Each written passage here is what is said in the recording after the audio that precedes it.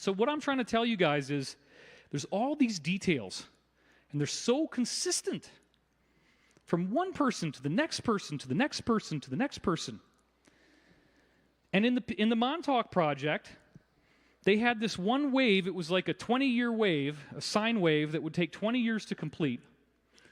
And when somebody was in a certain point through the portal, because when you actually travel through the one that Montauk had, apparently this is what Henry Deacon was calling the ancient stargates. There's ancient stargates and modern stargates.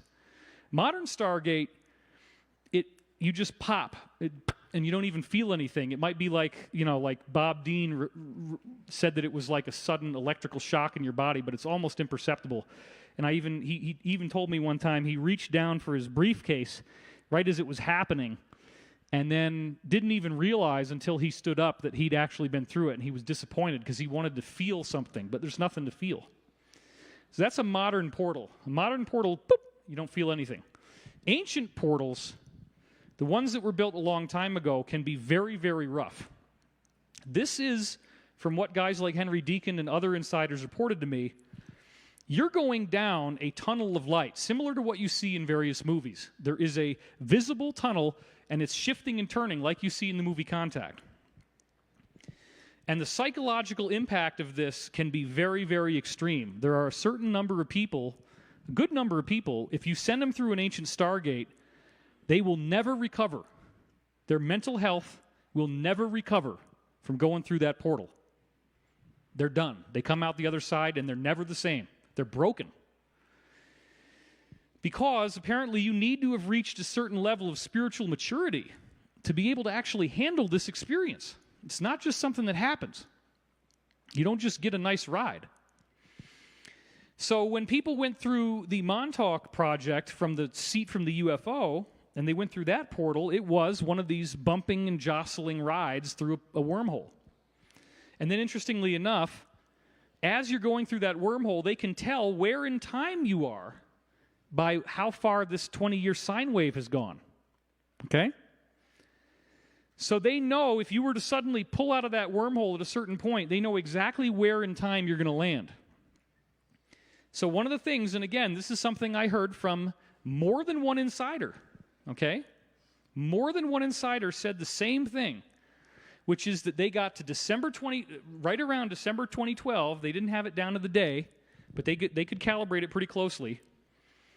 And at that point, these guys would hit some kind of wall, like they're shooting through this wormhole tunnel, and it's whipping and turning, and all this crazy stuff is happening to you, and it's color, and it's light, and then you hit this wall, and it's as if your entire body dematerializes into light particles. That's what it feels like. And all of a sudden, you go into this total psychedelic cosmic consciousness, as if what you hear about when people say they went to the light in a near-death experience. I saw God. I saw the light. I saw the Creator. Basically, these guys are reporting the same thing, and they don't even really know, words are like blunt stone knives when you need a diamond-tipped scalpel. Words don't give you the tools to explain what this thing is. They would say things like that they felt as if they were as big as the galaxy and as small as a subatomic particle at the same time. They are everywhere and they are nowhere. And it is absolute bliss and ecstasy beyond your wildest imagination. And they would have no time. This thing could go on for what seems like an eternity. You don't have any concept of how long it's been. It's like it's always there, and you just tap into foreverness. So imagine what that's like. You're trying to send people into the future. They hit this wall at the end of 2012. They dematerialize into particles. And then eventually, after they've had what could be, who knows how long of an experience in this pure consciousness, then they keep on going, and then they go into some kind of future reality, but those realities now appear to be a construct from their own psychology. This is one of the things that I heard from more than one insider. Their own mind creates what they see after this wall. And so it's variable. There's no fixed points anymore. You could send two different guys to apparently the same place, and they're going to have a totally divergent experience. And so one of the weird things that happened was some of these guys that went through this thing, after they got through the full out, they'd see this weird mechanical horse. And that's what's on the cover of the Montauk Project book. There was this weird room that they would go to, and there's this kind of black, funny-looking metallic horse rearing up on its front legs.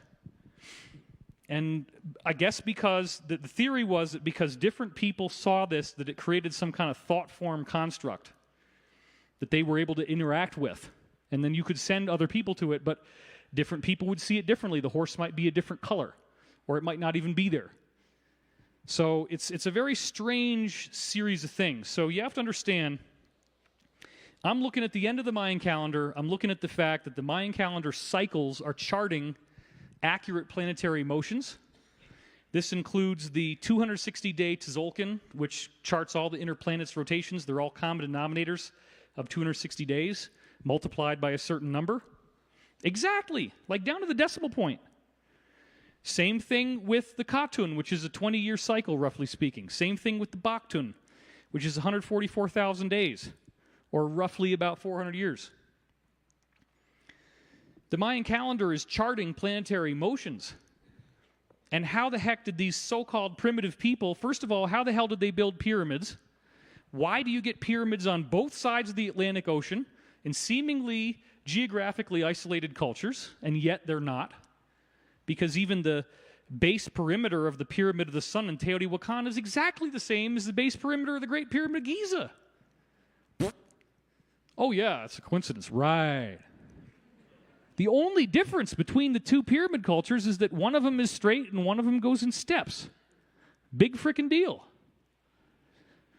Let's not argue over little niceties like that. Let's look at the fact that everybody in the world is taking gigantic blocks of stone and tossing them around like they were Lego blocks.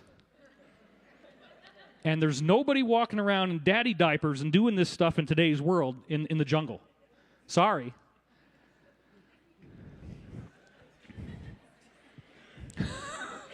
I had to let that joke grenade kind of simmer. And daddy diapers. Oh, yeah, right. Timing is everything in comedy, you know.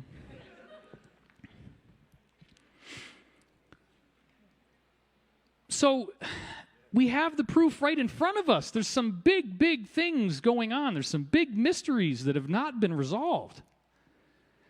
And this is frustrating. And then I'm seeing, okay, well, the Mayans clearly had some kind of advanced technology. They clearly could build these amazing structures, and they left behind a calculator. And we know it's a celestial calculator because all the cycles of the Mayan calendar calibrate to the planetary orbits. And they even calibrate to the rotation inside the Earth's core, which is slightly different than the rest of the outside of the Earth, which takes about 400 years to revolve on its axis, and that's scientifically proven.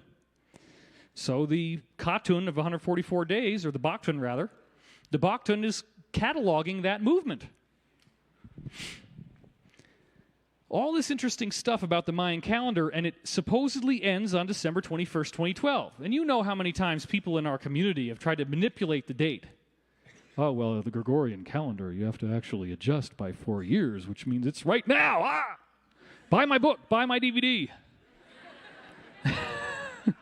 How many times have we heard the Gregorian calendar argument for the friggin' Mayan calendar? How many different ways could they have screwed it up? Whatever suits the guy that's selling the book. I looked into all the data of the cycles, and I concluded that the cycles were actually right, and it was 2012. And I did a lot of research on this.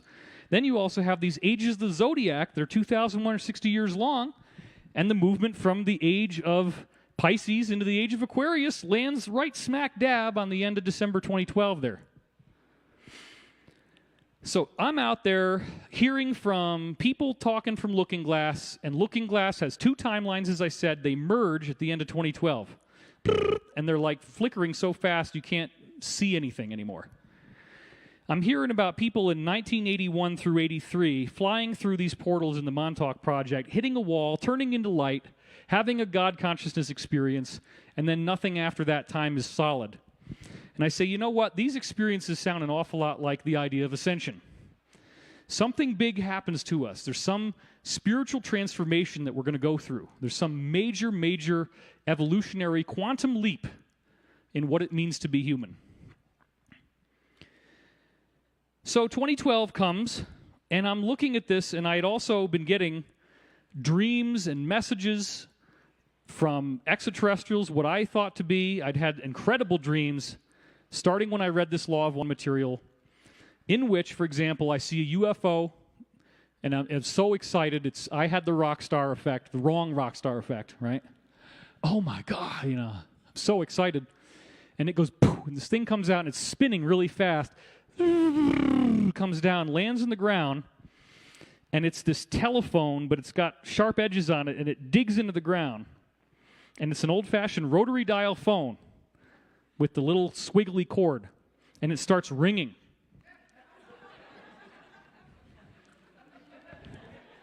And then my hand is shaking, and then I wake up.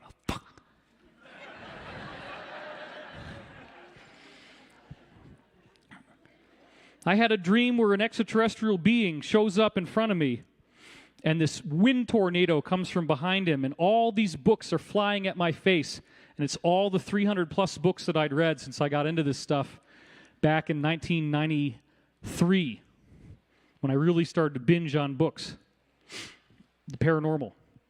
Every book that goes by me, it's like the entire contents are downloading into my brain, and I'm able to see the whole thing like a big matrix, and it was about 300 books. And I was aware of each one of them. I had another dream where there was a being, like a ghost, and he was trying to do the electromagnetic voice phenomenon, or EVP, where I hit record, and then he talks, and then after it's over, you play the tape back, and you hear this whispering voice. It's very creepy. You've heard about EVP. I mean, that was a big thing in the 90s when Art Bell was really at his peak. And there's some really strange stuff with EVP. Some of it definitely seems to be real. It was done under controlled conditions. You go to a haunted house, you hit record, nobody's hearing anything, you go back and listen to the tape, and there's this creepy whispering voice. So in the dream, this being is trying to do EVP through me, and then he concludes, well, that can't work, but David, here's an idea. You can hear me, so why don't I tell you what I want to say, and then you dictate it into the tape recorder? So after a while of having enough of these dreams, and it's like, well, all these very powerful dreams are saying the beings want to connect with me. They want to talk to me. I had a final experience, which was my colleague, Joe Mason, not a Freemason. It just so happens his last name was Mason, interestingly enough. He had a website at the time, I think he still does, called greatdreams.com. And he was a frequent participant on Hoagland's message board, as was I. And he starts talking to me about all this synchronicity stuff. And I'm seeing all these numbers on clocks. Here's another guy who seems to go way beyond what I knew about the numbers. He's equating them with crop circle formations. He's equating crop circle formations with prophecies, with extraterrestrial beings. He's got an incredible encyclopedic knowledge of mythology, ancient civilizations, all these interesting pieces that he's tying together. And I finally called him on the phone, and I'm falling asleep, and I'm very, very, very tired. I can barely stay awake. But he's giving me so much amazing information that I'm just trying to write it down. And I'm barely conscious. But I'm listening to his voice, trying to write it down. In this call, he talks to me about something called the dream voice. And he said that the dream voice was a phenomenon that you hear in the morning when you can remember your dreams. Now, I'm remembering my dreams every morning. That's a common thing for me. I get detailed, amazing dreams every day. So he says, when you can still remember your dreams, and you keep yourself in a very deep state of meditation, listen to the background noise. If it sounds like there's a commercial running on a TV in the other room, listen over here. You'll notice it's in a direction. It might be over to your left. It might be behind you. It might be off to the side on the right, kind of halfway between east and north. It might have a vertical height. Find out where that source of talking is coming from, pay attention to it, and try to listen to it, but then he also said, and this was consistent with the remote viewing, don't analyze anything. If it sounds totally nonsensical, if it sounds like a complete word salad of gobbledygook, that's terrific. Write it down exactly the way you hear it. And he's telling me this, and I'm getting so excited, and he's talking about crop circles and 1111 and all this crazy stuff. I finally pass out after we've been on the phone for, 4 hours. I had all these notes in my notebook. I wake up the next morning, couldn't remember my dream, which was very upsetting, and I'm very, very tired. And I'm hearing him talking. It's just like it was last night. He's still talking. I said, I know. I said, that son of a bitch. How did he do this? So I'm writing down all of his stuff. And it turns out that it's this voice that speaks in very weird cryptic language, and it started to predict the future so accurately, so many times, that I would get behind almost by a month in my transcriptions. I'd have a stack of cassettes on my desk, and I would pop one into the tape recorder, I'd hit play, I'd start transcribing. It could have been a month ago, and it's describing what was happening to me right before I sat down. And it does this every single time I start transcribing. And this goes on through the end of 1996 is when it started, November 10th, 96, through 97, 98, 99, 2000. And I'm having amazing stuff happen. In the beginning, the first couple of years, I was doing it almost every day. And this voice so accurately predicted the future that it totally had me throw away my concept of time. Now, they never said in this that it was going to happen in 2012, but I was very much getting a message about Ascension. I was very much getting whatever this voice was telling me something really fantastic is going to be happening to the planet. And a lot of times, although I didn't understand it at the time, and it's in my notes, and I'm going to bring these out when I'm working on my new book now, Awakening in the Dream. I'm really going to be, actually, right after this conference is when I'm going to write most of it.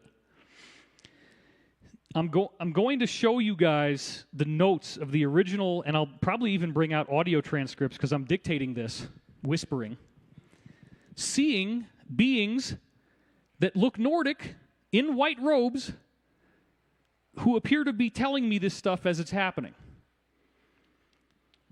But it ended up, once I started to put this stuff on the internet, that the shame factor, the number of haters, and then I even put some of the audio out. Now, you got to understand, if you do this technique right, you're barely conscious. You don't listen to what you're saying. It's going to sound like a robotic monotone. And it's very slow. Oh, my God, that's the devil.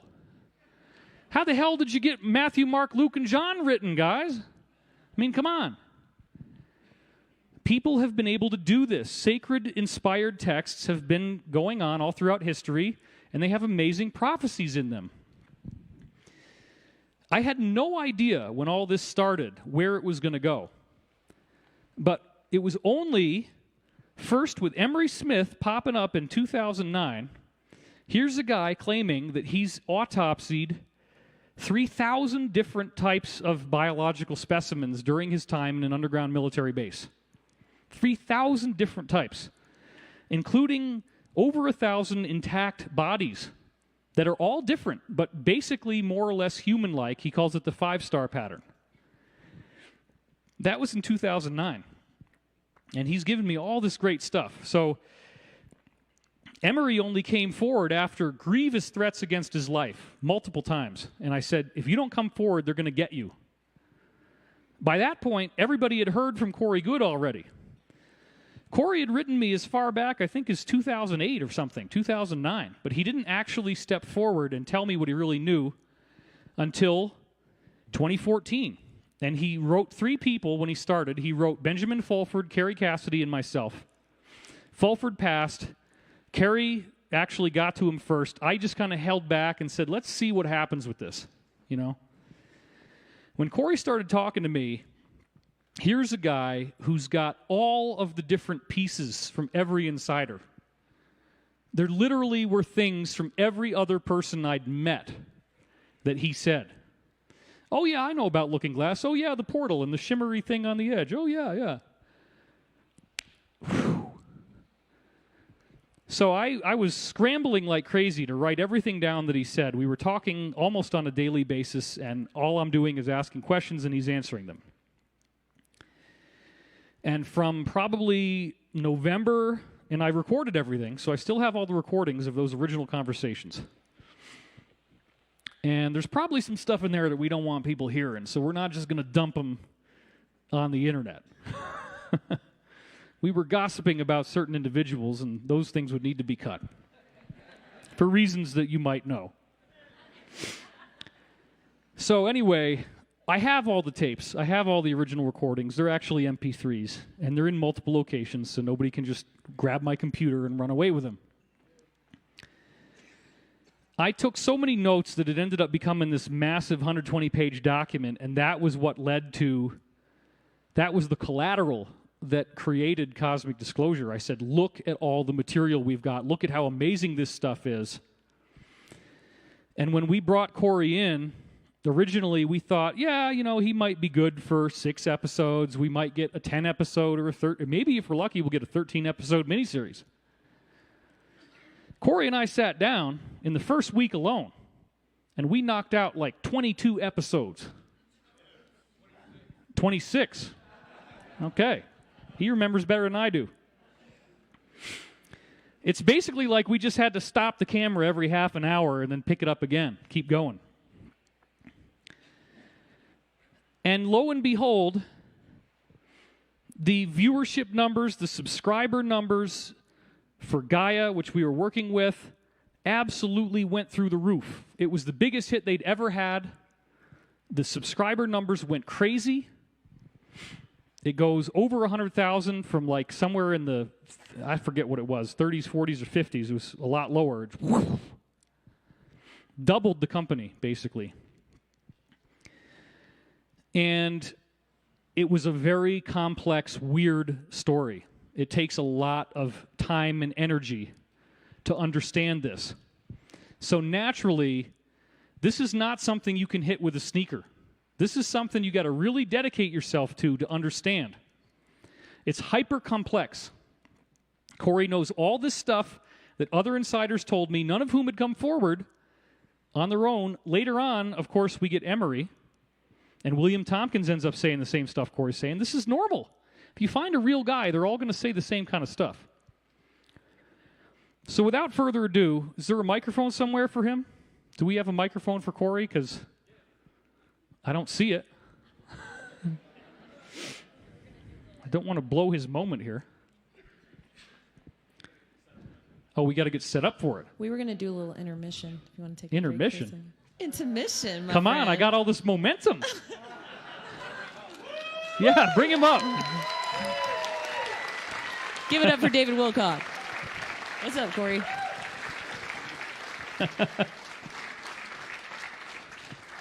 Did you know when we started all this that you'd be in front of a crowd like this today? Absolutely not. You remember how introverted I was? Yeah. When we first started shooting Cosmic, I would have to look at you, because as soon as I'd look at the camera, it was like a black hole. It was sucking me in, and I'd just... It's true. Yeah, it was bad. You and I were just talking earlier today about the original film that I shot of you that was like your pilot episode. And I still have that. Nobody's ever seen it. We just have to clean up the audio, but I've already done like 80% of the work. So we probably are going to release our original interview before anybody knew who he was. And It was shot in your living room. yeah, that's right. Yeah. But we actually had some nice lighting, and it actually looks pretty good. So what was it like in those early days, Corry, when you had been telling me all the stuff that already happened to you in the past, and we'd been talking for, I don't know, 3 or 4 months, and then all of a sudden, I mean, you were basically out of the game, right? Let's just talk about that for a minute. Explain to people, when you and I first started talking for the first 3 months, what were the most recent things that had happened to you that were Secret Space Program related? I was pulled back in the 90s, for some, some groups wanted me to participate in providing them information, but at that time I was no longer a viable asset. I wasn't getting the shots that they gave us. Well, and one of the things I thought was really interesting that relates to what I was just talking about is you had said that there were ways in which you had been trained to actually detect these portals psychically. So could you describe a little more about what this work was? What were they trying to get you to do?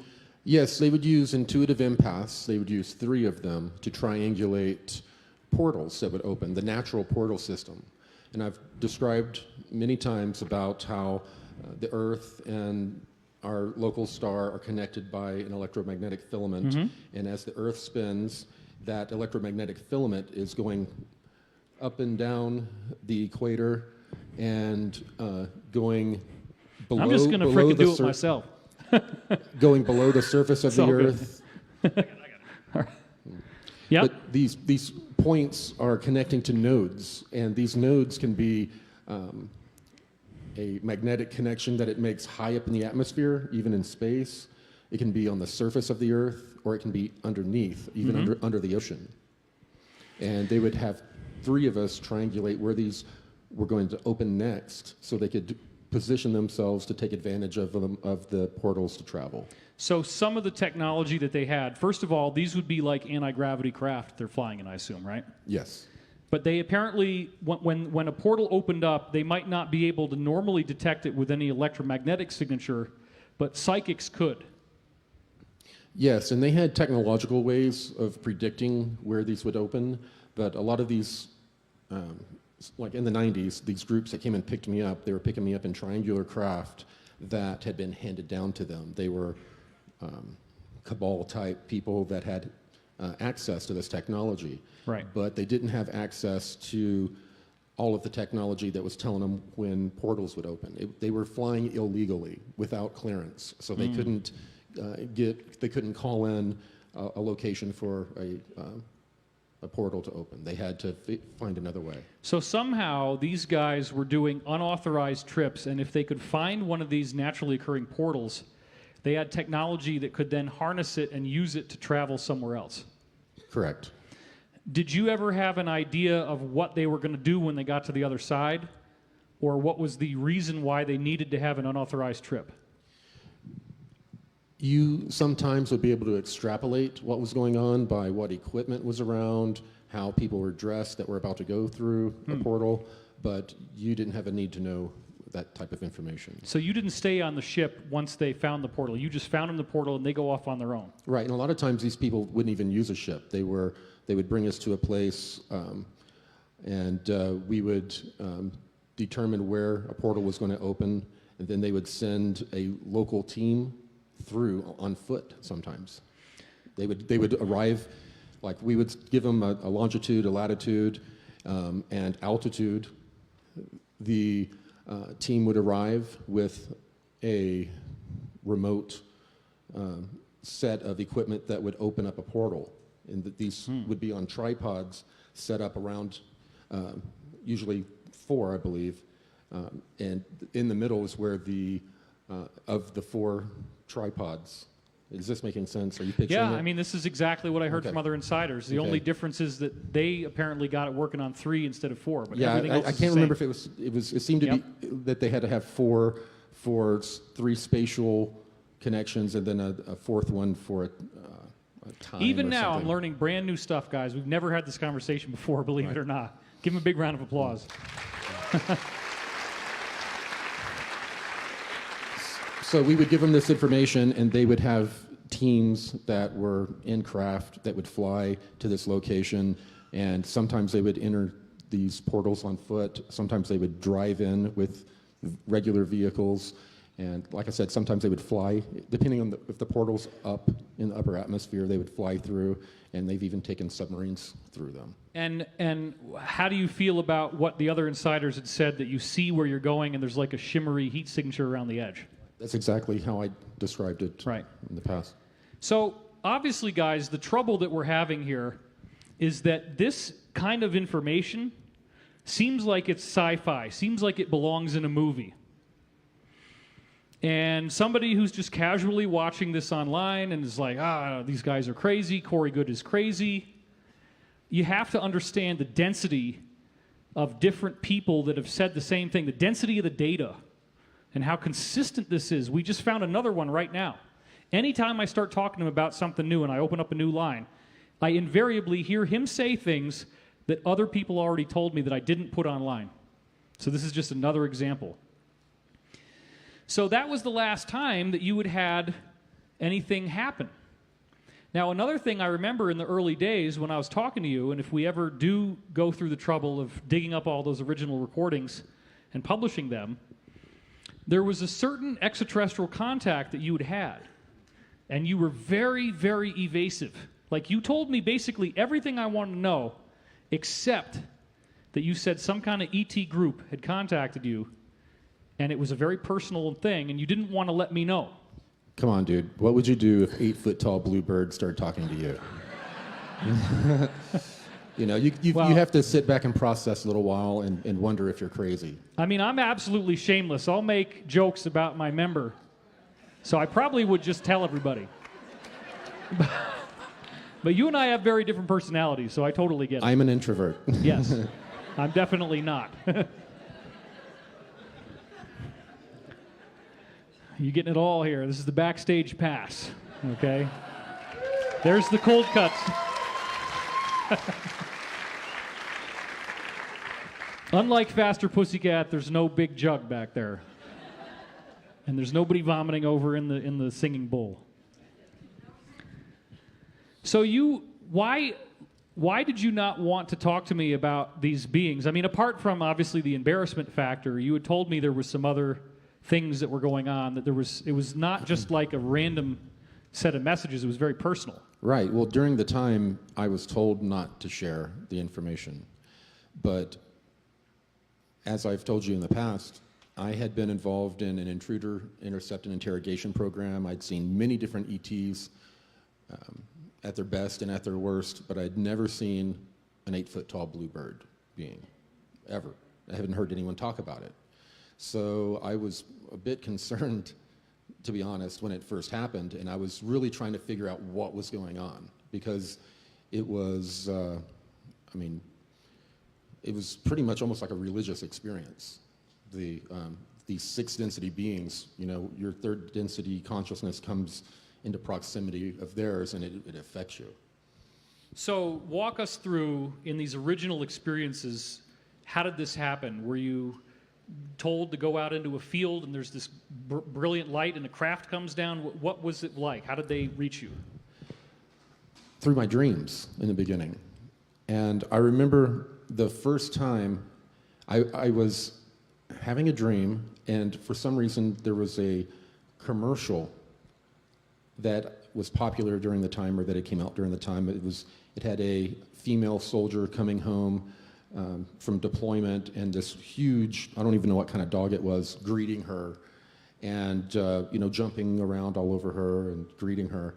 And I don't know why I was seeing that, and then all of a sudden the dog kind of morphed and turned around and was this blue bird being right in front of me, and it raised its hand up. This is not a television commercial now. This is your dream. No, this is. I was dreaming about, for some reason, this television commercial. I don't normally dream about commercials. Okay. So this commercial, played out, and the giant dog turned around and morphed into Tier-Air. And Tier-Air just sat there, kind of moving his mouth like this and doing his hand, and I'm not hearing anything, but I feel it's communicating with me. And that was it. I woke up and I was like, whoa. That was really, I knew it wasn't a dream, but I didn't know if someone was, screwing around with my head. I'd been involved with technologies, in the past, like Voice of God and others, so I knew what was out there. Right. So it was, then over consecutive nights, it started visiting me again, and I started being able to understand the information that was coming through. It was allowing me, my ego, to see it, but it was communicating with my higher self in the beginning. And it is very interesting. This is another thing that we've never talked about before. After a while, you got to try to find, how can we do something new? Because you guys have seen everything, right? I mean, like... Should we have Emory come on out? Very soon, very soon, yes. Back in the back. Yeah. I'm the MC, bro. Oh, okay. Well. I want to get to this first. I have an agenda. It's all good. So I wanted to kind of set the record straight on this because I had started reading this book, The Law of One. It's actually a series of 5 books in 1996. And then that paved the way for this contact that I had with what Joe Mason called the dream voice, where I have these stacks of tapes on my desk. They're predicting the future very, very accurately. And it all seemed like I was in touch with the source from the Law of One material, which identifies itself as Ra. And when they were asked about the relationship between Ra and a bird, they said, yes, the bird is the best way to envision what we look like. This is in the Law of One material. The Law of One material also says that anytime they're going to contact someone, they begin in dreams to reduce fear. And so you just, again, validated another aspect of this. So we do all this talking for X number of months, and then you had had these contact experiences you didn't want to tell me about. And you had also said that there was a lot of really personal information in this, stuff that was very deep. And I'm not going to ask you to give that stuff because I know personal by definition means not to be shared in front of 500 of your best friends here and 2 million more on YouTube, right? Once it's stolen. So the point is, we both kind of began in a very similar way. A telepathic contact, a dream contact, and I already had this whole body of Law of One information. I had all the science of it that I've put it together in, like what Teresa was saying in my introduction, source field investigations. That whole book, over 1,000 academic references, is just validating what's in the Law of One, really. And I say that in the acknowledgments at the end. But I didn't even need to mention the Law of One all the way through because their model of science is so much more advanced than ours that if you just take the clues they give you and put it together, you have an entirely new view of science and reality. And it includes this whole secret space program thing, and it includes the idea of ascension. Now, I'm kind of in flames here because 2012 had come and gone. Nothing seems to have happened. But you remember, Corry, that there was a weird event in December 2014, right around the time that you and I started talking. And I'd heard about this from other insiders. And what I'd heard was that they tried to shoot something just outside Earth with a big, big particle beam weapon. There was just some argument over had it come out of Australia or where was it shot. You remember this part, right? So why don't you tell everybody what happened there?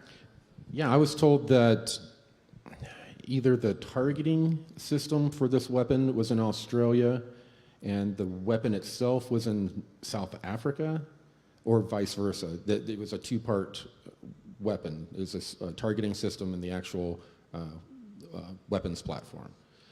That it had targeted a sphere that they had detected outside the atmosphere and that they were going to destroy it because they had been sending ships out to where they knew they were, trying to hail whoever was supposedly in these spheres. They got no response. And when you say sphere, how big are we talking? Is it like a golf ball? No. The smallest ones were the size of the moon. The largest ones were the size of Jupiter. And they were somehow cloaked. It's not like these are all visible to people on Earth. Right. They were out of phase more than anything. And so they trained their weapon on one of these spheres and fired. And the sphere, using an Aikido principle, just redirected the energy right back down. And there were, I'm told, reptilians present, there were non-terrestrials present, and what we're calling deep state or cabal operatives present at this location that was destroyed. Right. And again, when you start hearing about reptilians and things like this is another example of something that I'd been hearing about, that there are certain types of extraterrestrials that have a reptilian physiology. The descriptions between insiders who've never spoken to each other, and I never put the stuff online, was remarkably consistent. I mean, incredible, way beyond the likelihood of chance. And enough people are telling you the same things. Either you're the victim of the most well-financed and vast disinformation campaign ever mounted on Earth, or Occam's razor, slice it off. They're actually telling you the truth. And so that was my conclusion, is that these guys are telling me the truth. So they not only redirected the beam back to the Earth. Oh, here's the same fly that my wife was so upset about the other day. Now Roger almost ate it. Now we're going to be doing this for the next hour.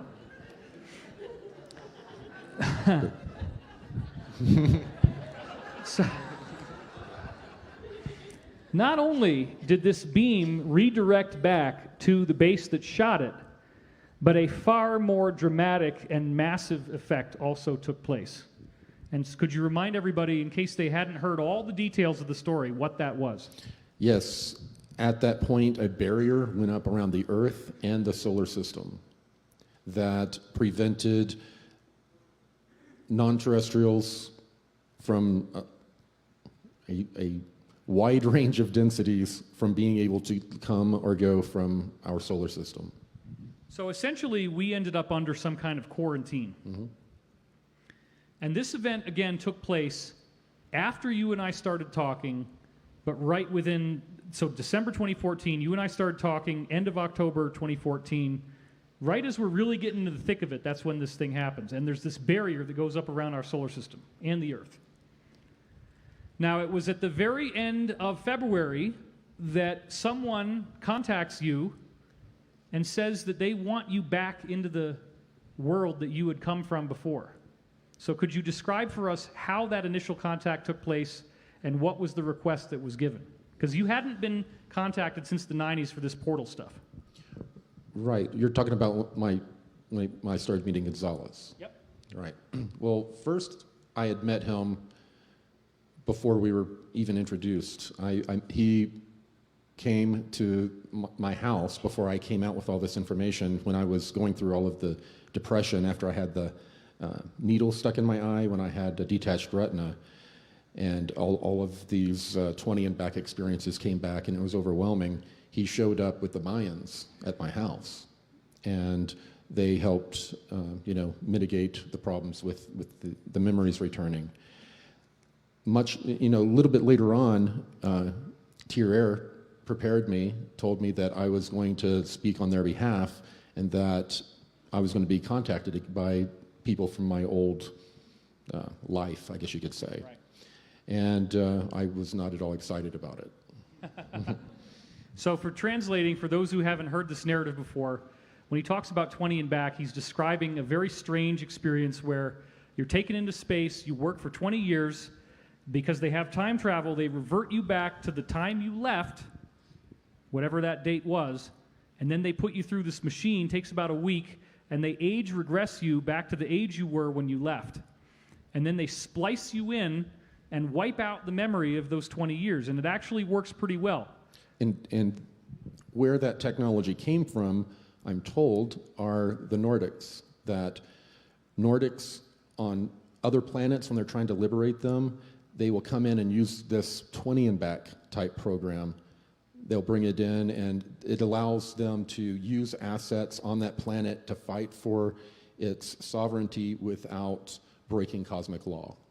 They're pulling these people out off the Earth or off of whatever planet. They're serving in these programs, and then they're removing all memory of it and putting them back in time. And you had said in your 20 and backs that you might have people who had come from the era of the 1950s working besides people who came from the 1980s. Right. They wouldn't tell you that, but people from different eras, they have very obvious giveaways, how they move, their demeanor, and how, obviously how they talk. And I saw this quite a bit. And later on, after I'd been in the program for a while, I asked, are these people coming, I asked one of the scientists, are these people coming from different time periods? And they said on rare occasion that these people were being pulled. So let's now go to the moment that you actually get brought up there again, and you're at what you call the LOC, or Lunar Operations Command, in a conference room, maybe not a whole lot different than this. Not a whole lot different at all. Yeah. And you're up there on stage, Gonzalez has brought you in, and everybody in the audience starts heckling you, thinking that you're some fool. Well, just these people up front. Oh, okay. Heckling. Yeah, this dude looks pretty shady right here. I don't know about him. Yeah, basically Gonzalez walked me through a door, walked me right up to the front of the room, and he said, stand right here. And it was like kind of off-centered. And I just kind of stood there and was trying not to make eye contact. And I was wearing a NASA hat, which was a big mistake. And that's when the people started, since when is NASA on the moon? Remove that cover. And I took it off. I also had a painting on my hand of a dinosaur that my daughter painted on. She wanted to do face paint, but I knew I was going to have this meeting, so I couldn't do it. And they were asking why I had a reptilian on my hand. So all of a sudden, what you've reported is that all of a sudden, like you imagine everybody's kind of relaxed and laughing right now, and then all of a sudden everybody goes like this in the audience. Yeah. Not nearly that dramatic, but there was... Well, yeah. I like to be dramatic. You do, yeah. But yes, everyone straightened up and leaned back, and their eyes got really big. And I looked behind me, and Tier Air was there, and the being I'd never seen before, these golden triangle-headed beings. Right. The wavy Very arms. strange looking, yeah. So at this point, from what you've described, and most of the people know the story, but there's a reason why I'm bringing this up again. The beings that had already been talking to you, you said in your dreams, they'd approached you before, you had a dog turn into this being in one of your dreams, and they had prepared you that you were going to have this meeting. For some reason, which is exactly what's like in the Law of One, by universal law, they could not talk to these people directly. They had to use you as an instrument, as an interface, telepathically. Yes, I mean, they told me, repeat what we tell you exactly as we tell you. So, which is exactly what happened in the dream I had with the being whispering to me, saying, I can't do it electromagnetically, I'm going to talk to you, and then you put it onto the tape. Yeah, it just seemed like a waste of time. I'm standing there, they're standing there, and they could have easily communicated with these people, but they didn't. Now, how many of these spheres were in our solar system, roughly, at the time that this meeting was taking place? There were many, hundreds. They had been seeing them pouring in through the sun, portaling in through the sun and coming in from outside of the solar system. They had been seeing them come in since, I think, around 2011. And at the end of 2012, that failure date, supposedly, they came in mass. And I think that's the big thing that occurred in 2012. We just didn't necessarily get to see it. But also, everybody in the space program, even back when you were in it, and all my insiders also were telling me this, everybody's expecting at some point that the sun is going to give off an enormously bright flash of light, much brighter than usual. Like a full halo coronal mass ejection kind of thing. Yes, and also, more so during that time period, those people were thinking that it was the return of the Anunnaki. But they couldn't understand why the reptilians were so nervous. Right. So the military-industrial complex was thinking that it was the return of their gods, and they were sadly disappointed. But, and remember now, in case you guys haven't heard this already, way back in the late 1990s, 98, 99, there was this guy with a website, cyberspaceorbit.com. His name was Kent Stedman, and he was reporting multiple times of the Solar and Heliospheric Observatory Satellite, or SOHO, seeing these gigantic planet-sized objects coming in that he called sun cruisers. And a lot of people got confused back then because there would be a line across the dot, but that's because it was so bright that it blew out the CCD sensors in the camera and created a pixel fault that made that line horizontally. So what you're actually seeing is a big planet-sized dot. They're literally the size of the other planets. And they would come in through the sun, and again, it's sad that we didn't have YouTube back then. We didn't have anywhere near the number of people watching this, because I was into it back in the late 90s, and this stuff was happening all the time. And many times when these things would come in, NASA would all of a sudden, oops, SOHO has had a malfunction. And it doesn't work, and oops, the camera shut off. And oops, now we're going to have to reboot it. But there were enough times that they caught the thing on film. But I only saw maybe, 10, 20 examples of these planet-sized objects. But what you're saying is that there were hundreds of them in our solar system. they couldn't figure out what was going on at first. They were pouring in, the Earth is in a very small area on this side of the sun, and it's traveling around. These spheres were everywhere. And they were positioning themselves from the sun out, with the different size spheres were positioning themselves in a way that, like they were some sort of a resonance device.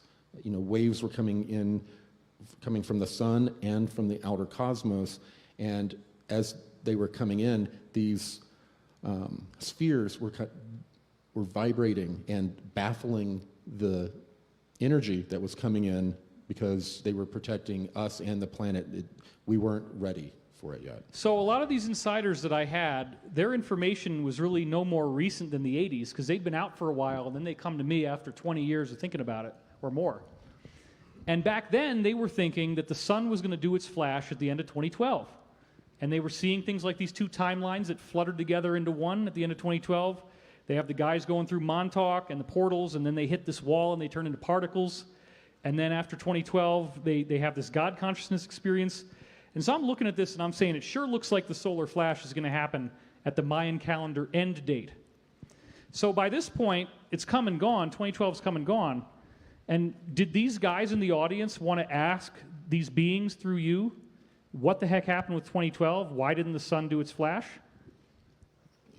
They asked a number of questions.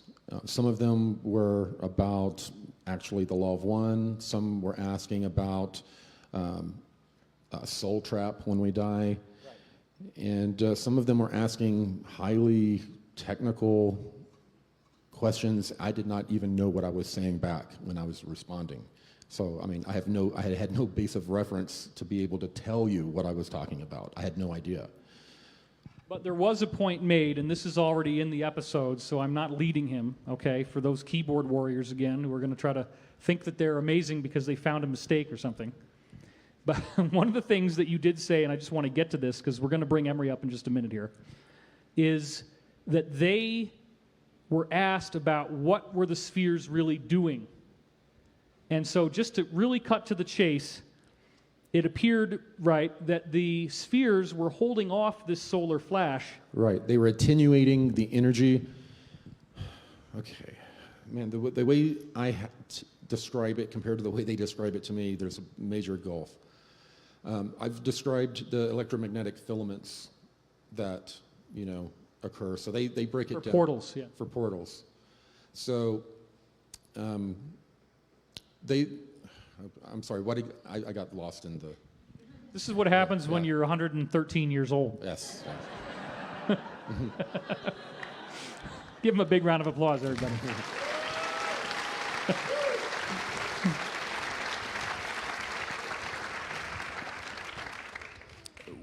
What was the bottom line of the spheres that they were holding off the solar flash until we were all ready as a planet? Right. There was some sort of electromagnetic attenuation that was occurring that was preventing our star from completing an electromagnetic arc connection to the other stars as this energy was passing through them, through the cosmic web. It prevented that from occurring. Yes. All right. So another thing that's very bizarre here is that some kind of cosmic Aikido principle, as you said, they shot this sphere, the sphere shoots back, blows up this base, which might have been Pine Gap in Australia or something like that. There's a few Area 51s in Australia I've heard about, way out in the desert. And then this barrier goes up around the solar system, and ETs can't come in, and ETs can't go out. Now, if the barrier is there, and the solar flash is going to happen, and there's some really nasty reptilian ETs in our solar system, what's going to happen to them if they can't get out of here when the solar flash goes off? They're going to be caught up in the effects of these energies. And I have to say that the synchronicity, you talking about people trying to travel past 2012 in these portals and them running into this cosmic consciousness, I don't know if you heard last night, I was talking with Roger. The Anshar recently told me they were describing the energies that are coming through our solar system right now and how incredibly powerful they are. They refer to them as the cosmic consciousness. They've they said it was the logos of the galaxy, basically a Christ consciousness that was coming back to cause a great revealing within us and within the planet to where we all judge ourselves. Right, and I'm going to go through this tomorrow in the workshop, the prophecies of ascension, the science of ascension, interplanetary climate change, all the signs that our solar system is like a capacitor building up energy. And similar to electromagnetics, if you build up enough charge, you're going to get a static shock, right? If you scuff your feet on a wool carpet and then you touch the doorknob, it's because you've built up all this energy charge in your body and it has to discharge. So it appears, right, like the sun is going to have some kind of discharge like this. Correct, yeah. So the effect on these negative ETs, apparently they have built a major headquarters in our solar system, correct? Correct. And they're afraid, these beings are afraid of being exposed to this cosmic consciousness. So they would have gotten out of here if they could have. Right. And the reptilians, even I was brought to a meeting to where they were willing to hand over all of their underlings to betray everyone, to be given safe passage outside of the solar system, because they did not want to be here when this judgment or whatever happens. And then they're going to be forced to judge themselves as well. Right. So this is very exciting because it lends so much more depth and credibility to the ancient prophecies that we encountered that I'm going to be going through tomorrow. There's so much there that crosses over with Corry now being like the modern Enoch. If you look at the book of Enoch, Enoch was brought up into the heavens and became a messenger where the bad ETs on earth were asking to be saved by the good ETs called the Elohim, and they were rejected. And this is what led to the Atlantean flood. And because the people here on earth we call the Cabal or the Illuminati are the descendants of those ETs that lost out on that deal and had the flood, they think that our God, the Abrahamic God in the Western traditions, is evil because he voted for the flood, voted to kill these people off. So there's this ongoing 12,000-year-old grudge that they have that still hasn't been properly resolved. So to really kind of hit the nail on the head here,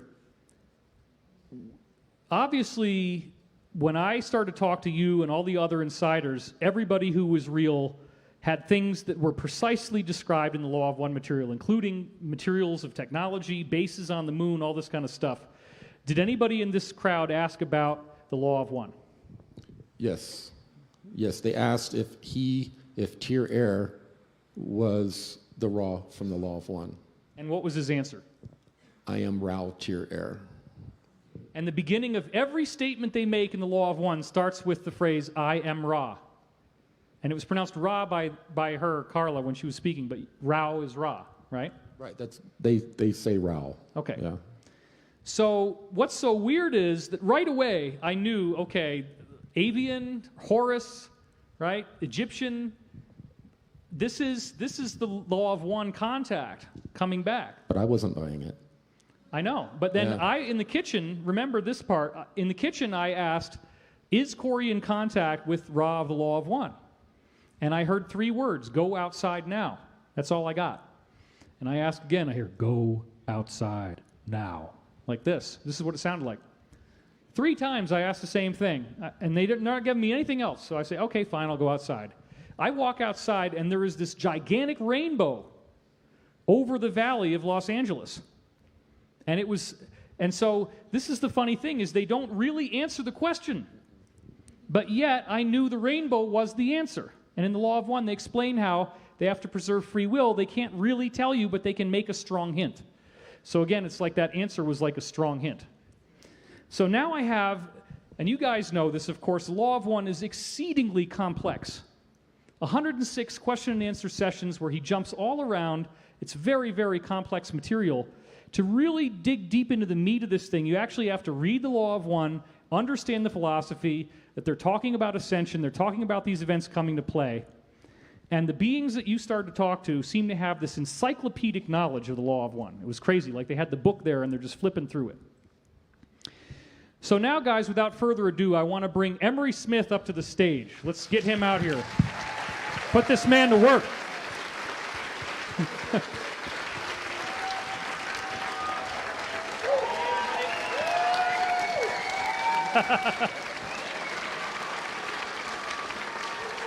He has his parachute on.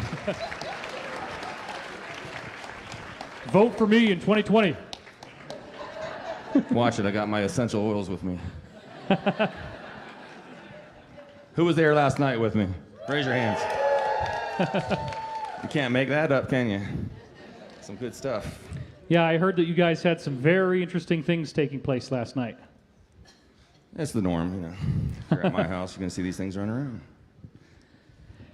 Now, it took a long time to get you to come forward.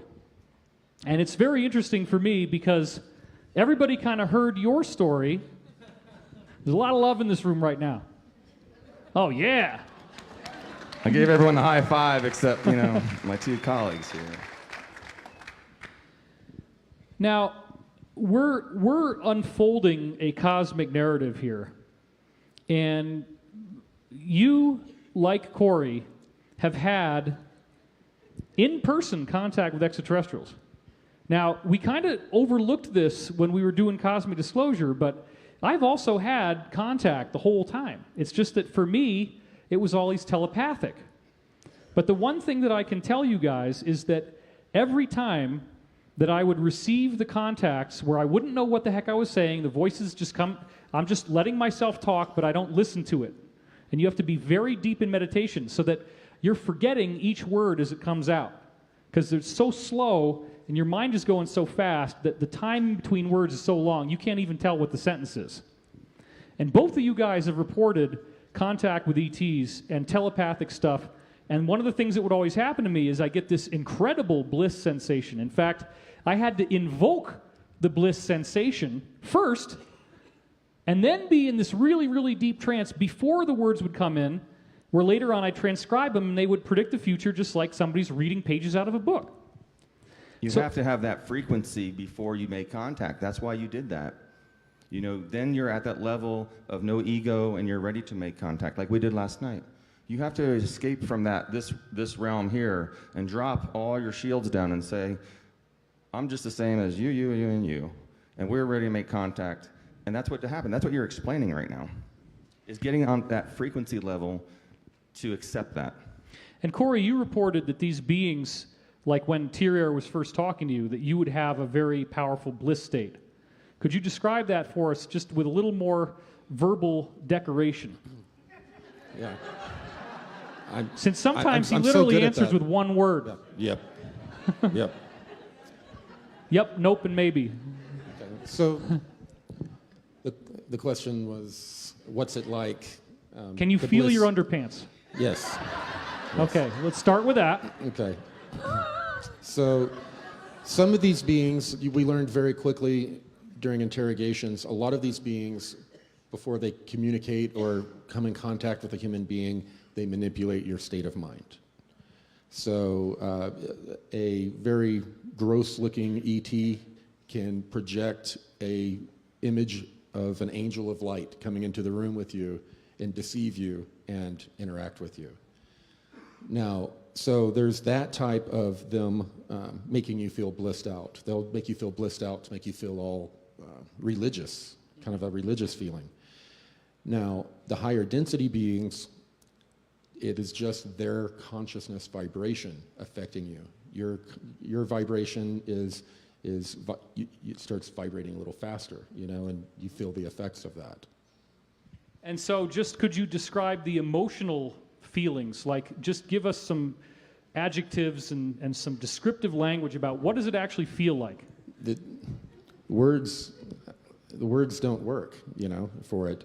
When I've been in positions to where Tyrier is communicating through me, I can't even see who I'm communicating with because tears are just coming constant. I mean, my shirt's wet. I mean, it's, and I'm not crying, I'm not feeling, but I have such,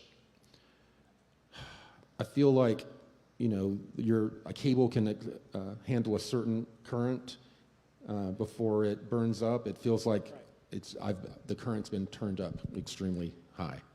Now, Emory, one of the most fascinating things for me is when you described being in an alien autopsy room and that you had certain beings come in and assist you in the autopsy. Now, this is like Emory's greatest hits. Some of you guys might have heard this, but I really want this to be out here again.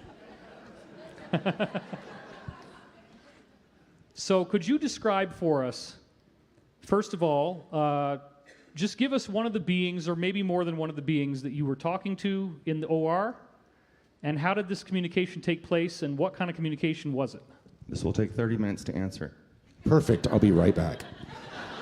Go for it. Drop the mic. He dropped the mic. Bam. Yeah.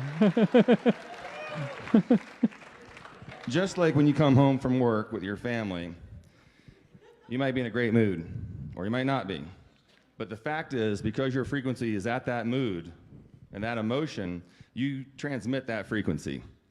So you could actually turn your whole household into a big cluster real quick if you're really angry and you bring that energy home and we infect each other with it.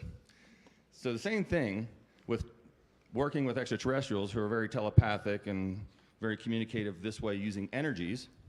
You have to reset yourself, and you have to bring yourself down to an egoless level that you're willing to work with someone today, because the first thing that's going to happen the first 10 seconds is they're going to know if you're upset. They're going to know pretty much everything about you, and you have to deal with that, which is fine. In my life, I have obviously no more secrets. But the best thing about it was going up, knowing that this colleague of yours, who is extraterrestrial, looks like a human, maybe a little different. Maybe the ears are a little bit different, the eyeset's a little bit different. But for the majority of it, they volunteered to be here, or they were captured to come here, and they volunteered to stay because they were once us, and they have more compassion than all of us put together. But we are them. Remember that. Our DNA is in the majority of the extraterrestrials that I have been involved with. But getting back to the question, I'm sorry, that was just the scientific part now. Describe for us some of like who you saw, what did they look like exactly, and more of the emotional verbiage of what was it like to communicate with them. Did they talk with their mouths, or how was it going? Yeah, they can communicate with their mouths or special devices, but for the most part it's telepathy. And telepathy is a language, by the way. You have to have, like I said, with your emotion and everything, when you project something, and I'm upset and I'm walking in the room, not going to work today, and I said, hello, it's more like, hello, because they read the emotion, not the transmission, because they're reading the entire system of your how stable you are, and they know your chemical levels and everything, so they know they can smell things that we can't smell, or we can smell them subliminally. But at the same time, you have to have this set mindset when you go in there. So these ETs that I was working with mostly were human-looking. They're very tall whites, I call them, and they are very compassionate and very, very funny. So when we're sitting here working on something, and it's really nice because when they say, oh, we're going to take this and do this, and you need to do this, it's already like within seconds. So it's like fluid movement of what you're doing at the operating room table there. Maybe continue. And that being said, is they can see a little bit into your thought processes before you make the move, which is really interesting. So if I'm about to grab something, they already know that I was going to grab that, and it's like, no, and like you're about to think it, but you're like, no, like they already called me out. Like they're a couple of like seconds ahead of me, and it was really fun, except for the part on Friday nights where I'm like going to go home and have fun for the weekend. They know what I'm doing that weekend. They're laughing. Emory, or taking the girl out to the movies this night. Oh, okay, well. So there is no secrets, nothing, and that's how it's going to be here in the future. There will be no secrets with anyone. Everything that you see me think will be right here on that screen for the universe to see, and people will be held responsible for what's done here on this planet.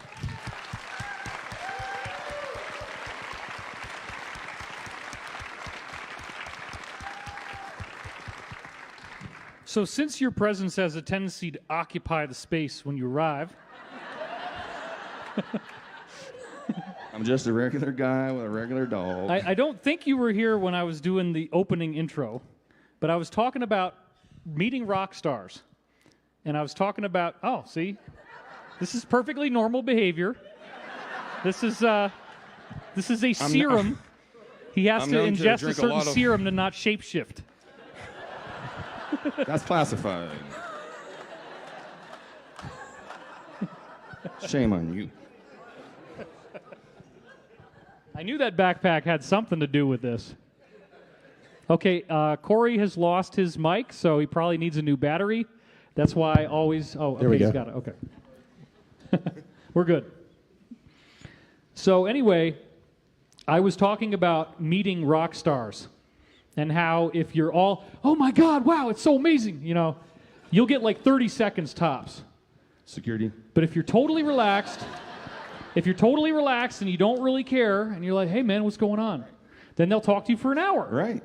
And so I'm trying to give people here, there's a reason why I did all the things that I did. Everybody was like, David spent 20 minutes talking about meeting rock stars. No, I was listening to you last hour and a half, yeah. Okay, good. Because you wouldn't invite me up on stage.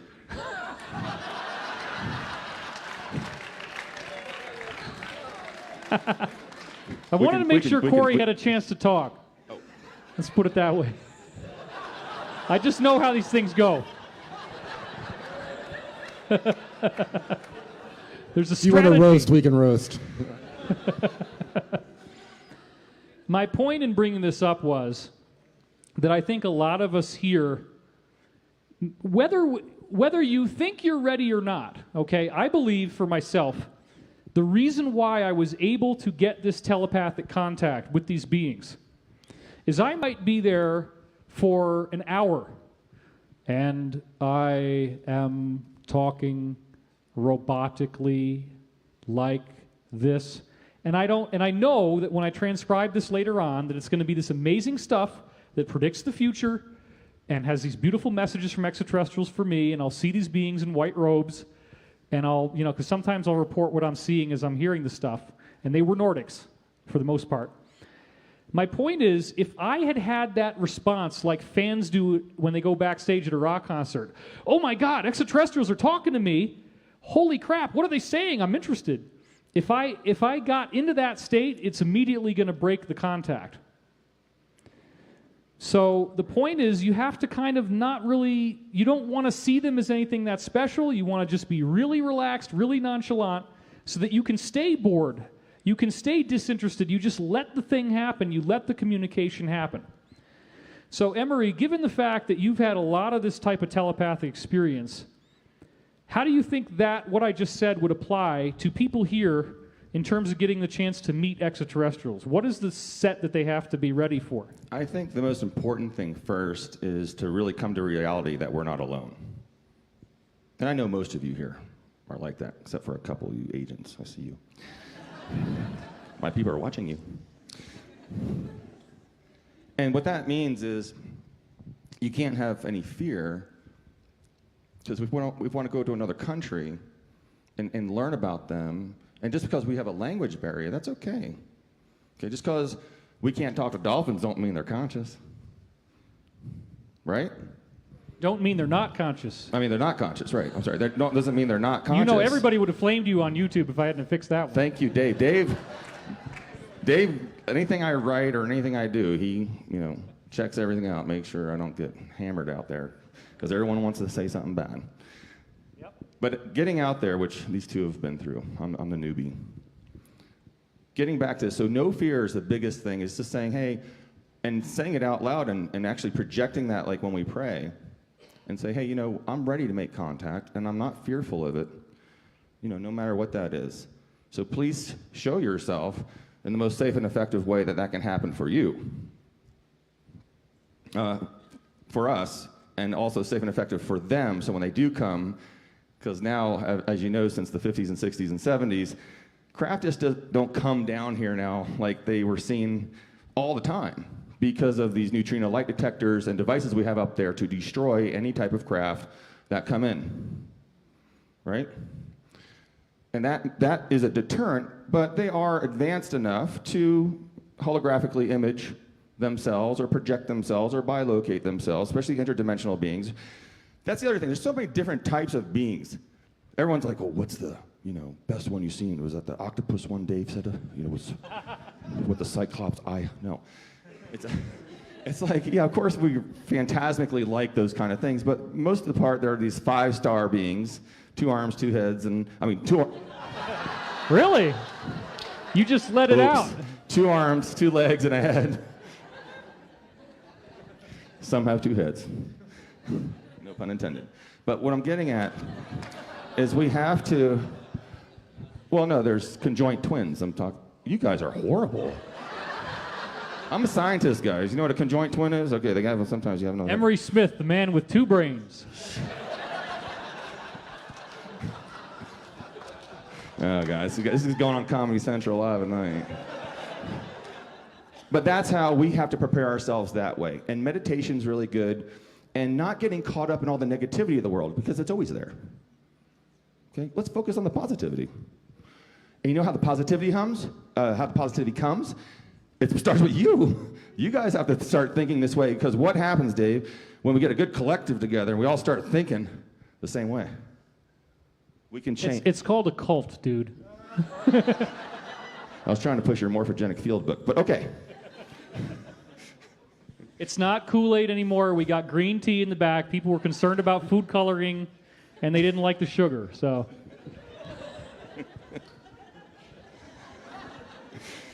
I'm thirsty again. So that's how we do it. So we went out there last night. We blessed the land. We did a 30-minute puja. You guys like that? There's certain areas on the planet that are contaminated with bad karmatic things, like a lot of death happened. And since I didn't know the area very well, we bring someone out, a pujari, and he comes out from the Hindu temple here in Denver, a friend of mine. And then we do this nice, beautiful blessing with all the fruits and coconuts and vegetables, and pass them out in the flowers. And we say, okay, ETs, we actually bless this land. We did all this stuff. We had some amazing contact, but I usually do these things over like 6 or 8 hours in one day, from 6 p.m. to like 3 a.m. We only had 3 hours, and after midnight, it started like getting pretty heated. Olivia started doing her little thing there, and they started floating in.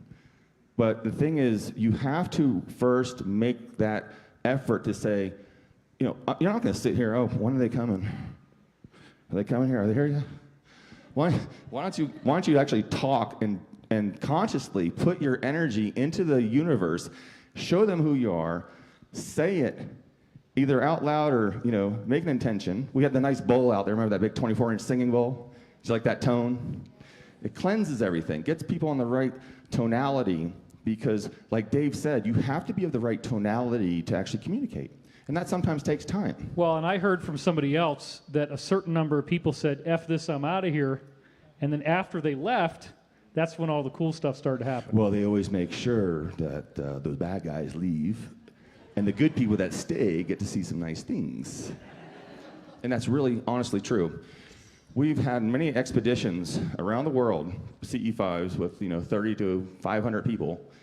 And when these people throw their temper tantrums because they want to go, wait, oh, that's a real UFO.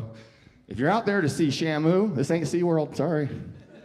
And that's what people come out there. They have the wrong ego intention, because they're like, well, I'm just here, to see this, see something so I can take a picture of it and sell it to the National Enquirer for $1,200. Trust me, it's happened.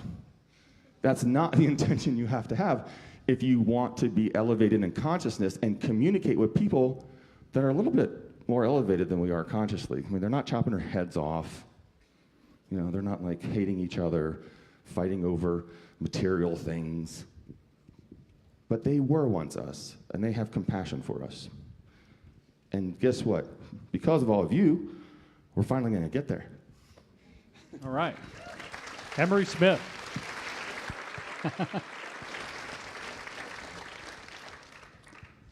Corry, I know that you've had various very specific coachings from the beings about what are the things that we need to do to be ready for this cosmic evolutionary leap, which includes, of course, direct contact with them. You've had Anshar telling you that they were going to start making in-person contacts with people in the future. So could you give us some of the protocols of what they said would be necessary if the people in this audience, let's say, want to be among the first who are going to get those in-person contacts like what you guys have had already? Sure. First of all, these positive beings, before they manifest in front of you or show themselves in front of you, they go into a, well, to us, we think of meditation and communicating with our higher selves as this whole process. But fourth density, they're really already connected. They and their higher self communicate with your higher self first. And then your higher self communicates back whether you get any in-person visitations or any communication at all, or what type and how it should begin. And usually it begins in dream work. What about things like synchronicity, seeing number patterns, stuff like that? Right, yeah. One of the interesting things about the Anshar is that that's how they communicate with us. They and other beings from the future even are here with us right now. There's a interesting time or interesting event. They are able to use, like the Anshar, their technology are these chairs that they sit in, and it focuses their consciousness and interacts with space-time, and it is like they're floating right there, almost like, an angel, in the room. I sat in the chairs and experienced the technology, and they will follow a family line for many, many generations, watching how they develop and the cycles that they go through, and they will communicate with people. They give them downloads. Many have been experiencing downloads lately. They let people know they're on the right path with synchronicities, kind of like dropping breadcrumbs. Well, don't you think it's interesting how many times when you really do your homework that the great inventors who have made some of the most important breakthroughs in our technology say that they got their inventions in dreams? Or downloads. Yeah. So if it starts with dream contact, are there certain character qualities, are there certain practices that we could have here that would help us to be ready for the actual in-person, the really Yes. gee whiz stuff? Beings who were coming down and visiting people face to face during the 30s, 40s, and 50s. The consciousness level back then and even now, when these beings come and visit the average ego person, they begin to get a Christ complex. It happens over and over and over, and the most humble people would begin to, why are they coming to me? I must be special. What's so special about me? Then they go introspective in the wrong way. What they want is for us to go introspective in the right way, to deal with our personality distortions that we haven't dealt with yet. Those personality distortions are usually what stands in the way when the higher self communication occurs between the other being and you. They're like, oh no, this person has a distortion towards this. If they have an in-person communication, then it's going to be detrimental to them. So based on what Emory was saying about being angry or something, would that be classified as a personality distortion that would have impacted his communication with these beings in the OR? It's more of a symptom of a personality distortion. Why is the person not in control, or why are they having agitation? What was their trigger? You got to trace all of that back through all of the painful, unpleasant genesis. You getting angry is just a symptom of the wider problem they want you to deal with. So another thing that I'd like to put on the record here, because the format of Cosmic was only that I could ask you questions, I couldn't really share anything, is that in my telepathic contacts that really were very active between 1990, the end of 96 through 2000 is when I really was getting most of this stuff happening. And as I became more public, I became very concerned about like all the hate I was receiving on the internet and how it could cloud my mind and make the information tainted somehow, because I didn't have that sort of childlike jubilation and glee about my life anymore. And so I was afraid of doing the work anymore, because if you have that kind of negative influence in your head when you're doing it, it can really get the wrong results. So, or you can be deceived by what you think is a positive being that you're in contact with even.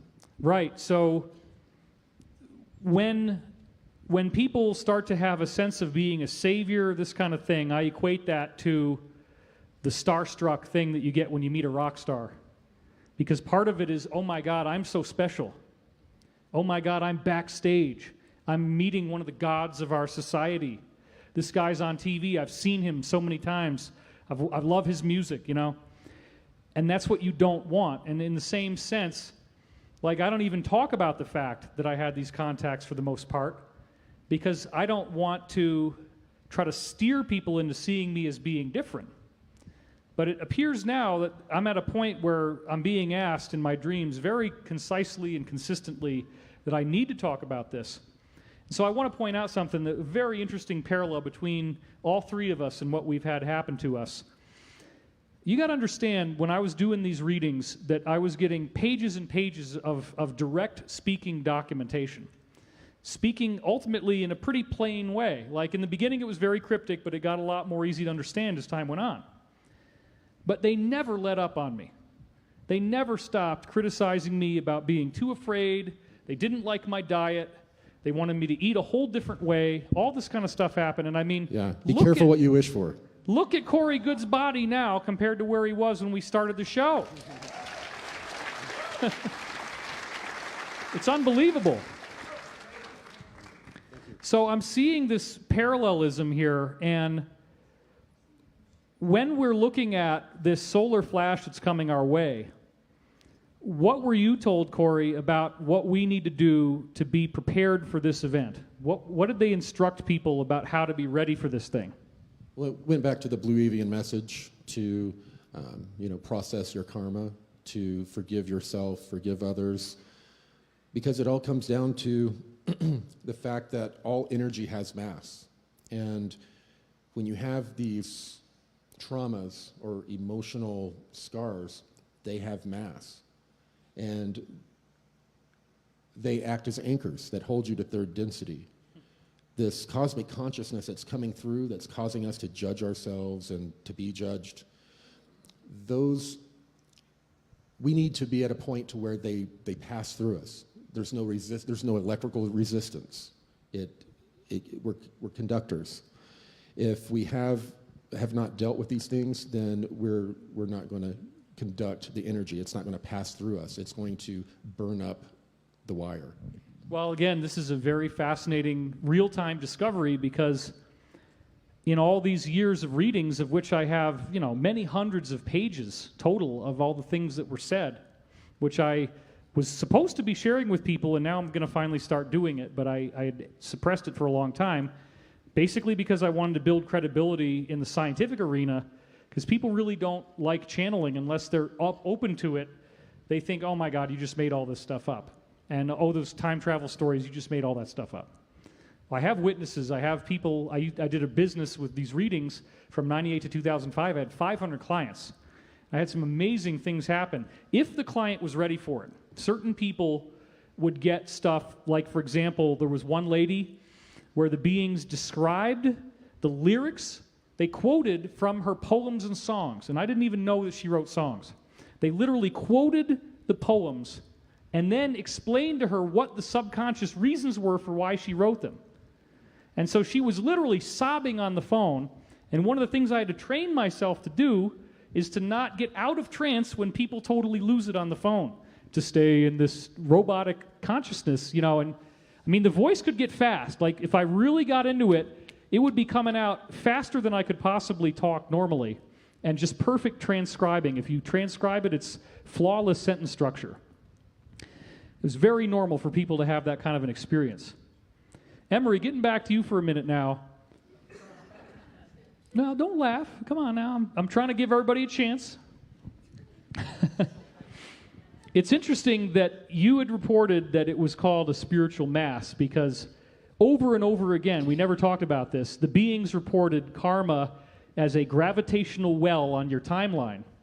And what they also said was the arrow of time points in the direction you're facing, so most people are stuck in a circuit. They're like in a loop where they think that they're going forward into the future, but they're really going through a circle, and there's this gravity well on the circle that keeps pulling them back. And until you clear that karma, you're basically repeating the same lessons in life over and over again. Would you agree with that? Absolutely. So, Emory, based on your experience of seeing not only your own in-person contact with ETs and telepathic experiences, but actually facilitating this for others, how does the karma stand in the way of somebody actually getting these contacts? I believe that a lot of the emotional stress we carry is programmed from something else. So there is no good or bad that you did. It's a program. You look at that and you judge yourself. And what I've learned from them is that doesn't exist unless you manifested it. So that leads me to the observation that, we're all karmatically responsible because we're actually all connected. We're all one. It's all of our responsibility. I am David Wilcock. Well, then why are you over there? I'm bilocating. I'll teach you that later. Fair enough. But we all share the same field, same energy, in a different way. Of course, we all look different and are different races and gender. But for the most part, what I learned from them is that that's just a program when you think or you're upset or whatever. And we've been installed with this. There's many planets out there that started the same time we did. But they're completely hundreds of thousands of years more advanced than us because they didn't have this crazy 300 major corporation cabal killing Tesla and Stubblefield so we can get these anti-gravitic and zero-point energy devices out. Yeah, exactly.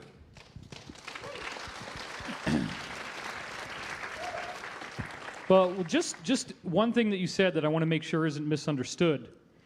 I'm not really you. No, it wasn't that. That I understand. Just maybe 2%. We're looking at the idea of the ultimate arbiter of truth, the ultimate arbiter of good or bad, right? And you say there is no good or bad, but really, let's just be more clear.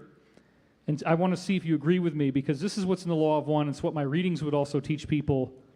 There's only one of us here. You kind of just said that about me. 100%. Right? So because of this, the Law of One is really, really big on what they call the first distortion of the Law of One. You see this term over and over again. You're like, what the hell is first distortion?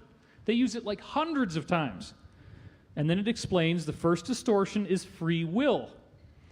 The universe will allow you to pick up a gun and shoot somebody and kill them. That might very well be allowed, but then you will have to come back in another lifetime, or maybe within that lifetime, and have somebody do the same thing to you.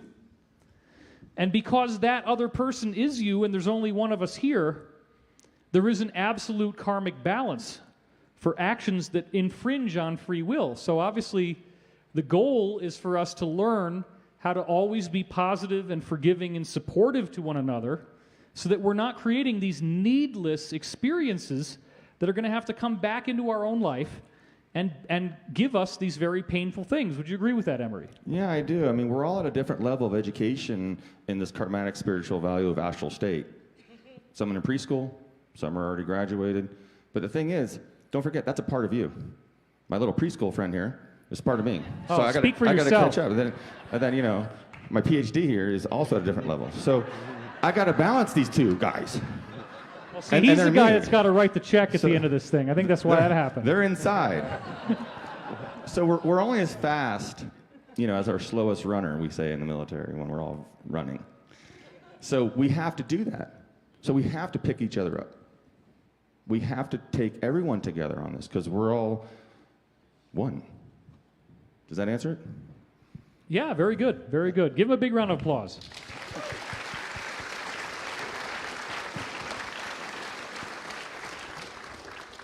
So we are now in the final 15-minute window before we're going to do this meditation.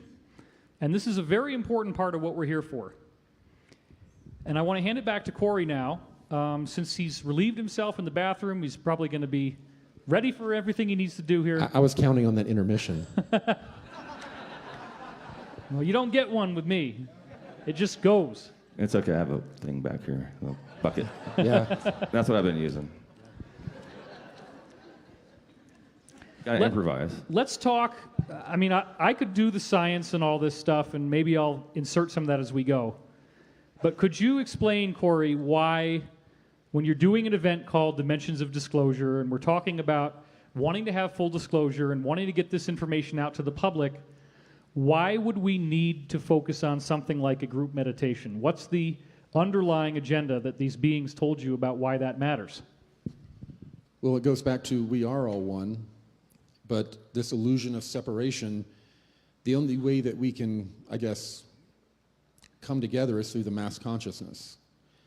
The more we learn about the power of our mass consciousness, the co-creative ability of our mass consciousness, and understand that, yes, at one point, some being wanted to understand what, wanted to have this experience, and it divided into all of these individual beings. So I just got off again. Can you feel your underpants? I tell you what, I was so excited about having the event here because I wasn't going to have to drive or travel, but we ended up traveling down to Dallas because my stepdad being ill, and we drove back right before this, so we're all pretty exhausted, so my brain is shutting off a little bit.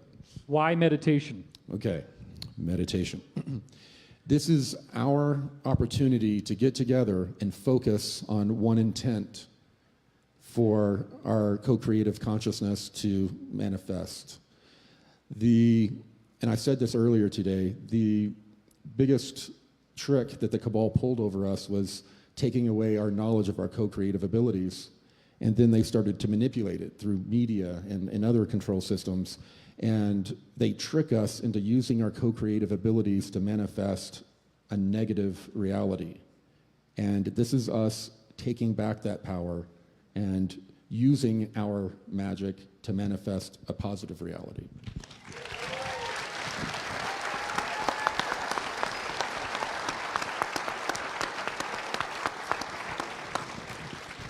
Somebody from the audience, Corry, came up to me after my talk yesterday, or no, it was actually at the dinner. It was at the dinner. And he brought up something from way back when we first started doing Cosmic that I'd forgotten about. And it was something that Tompkins touched on as well. You were told that these so-called Draco reptilians that are here on Earth had created some kind of mind control mass system that affects how everybody's mind and heart and spirit is working. And you were also told that at some point that system would break. So could you go into that a little bit about that story of what is this mind control system and what are we expecting is going to happen when it breaks? Yes, it is a mixture of technology as well as the way the Earth, the electricity travels through the Earth through the ley lines. They disturbed the natural ley lines and the way energy travels through the Earth naturally. They diverted it. And at the same time, and that the way that the energy was passing through the Earth before allowed us to be more psychically in tuned and communicating with each other, and also have more access to higher self type, I guess, technology. They wanted to remove that from our consciousness. They didn't want us to know about it. So that affecting the grids had that effect on us. And then they also had added to that technology that was in space and also on Earth, connecting through those grid lines that affect our consciousness and keep us asleep. And from what I've been told, since the spheres came and the energies have increased, the technology doesn't hardly work. They've got it turned up all the way just to have a small effect on the consciousness of humanity right now.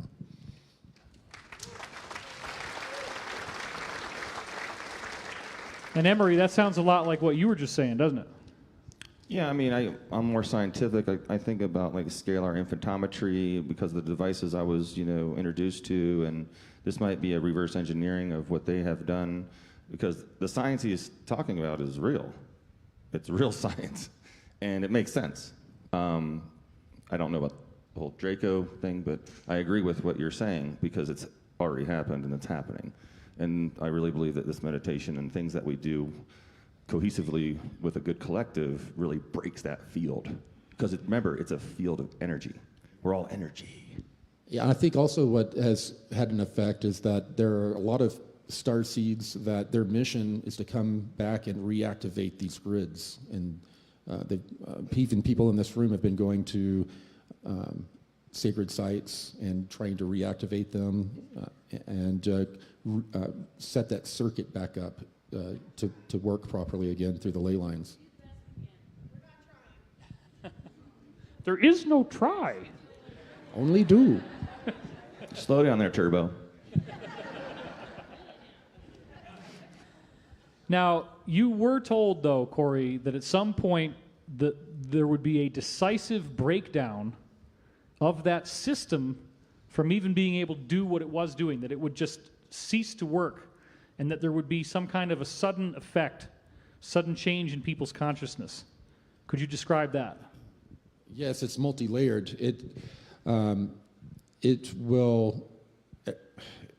to be like coming off of a drug all of a sudden for everyone. It's been affecting our consciousness. All of a sudden, it's like you begin to hear things more clearly. You receive a signal more clearly. It's affected our ability to receive this information, and in the beginning, it's going to be overload. So, it's going to be a major headache in the beginning. Now, you had also described how in the secret space program they had these craft. They fly people out into this interstellar cloud that our solar system is drifting into, and two different types of things would happen depending on who you are. Could you go through that again real quick? Well, what they did is they flew out to these gas clouds, plural. There are numbers of them that the Earth passes through, then goes through a clear patch, and then passes through, different densities of these clouds. But they went out to these clouds, nebulous clouds, which are just energy, and they measured it. And while they were out there, they noticed that it was having a psychological effect on the crew. Well, they documented it, and how scientists, they have to repeat it. So when I was in the programs, they would actually take our own people and, people like doing data entry. Yeah, they do data entry on ships. Yeah. They would put them in a room, several of them, to do data entry, and if they've psychologically profiled them all, they know everything about them. And they would put them in and watch them. And these people are working. They have no idea what's going on, and then they begin to pipe in this energy. And the people that were very positive, moral, would become blissed out and, almost high. And the people that were of a negative polarity would do the opposite, become extremely agitated and unpleasant. So, Emory, do you think this is part of the reason why, when you do these CE5s, that some people get so triggered that they actually become angry and they just storm off? Yeah, they have that kind of program there that they can't accept that. It's happened millions of times where craft would come in, fly in, and you've heard about this in history where ships would go to different civilization, and the natives never saw a ship, but they see people walking on the water, because your brain can't assimilate that, because what Corey said, we're not turned on yet, but we're getting turned on, and we are ascending, and we are getting this every day. So think of it as a good way, but it is true. This does happen with a lot of the majority of people who don't want to really accept this yet, which is okay. They're just at a different level, and they just need to be activated. And we're getting activated with Stardust all day long, so you guys know. And we're doing it with each other.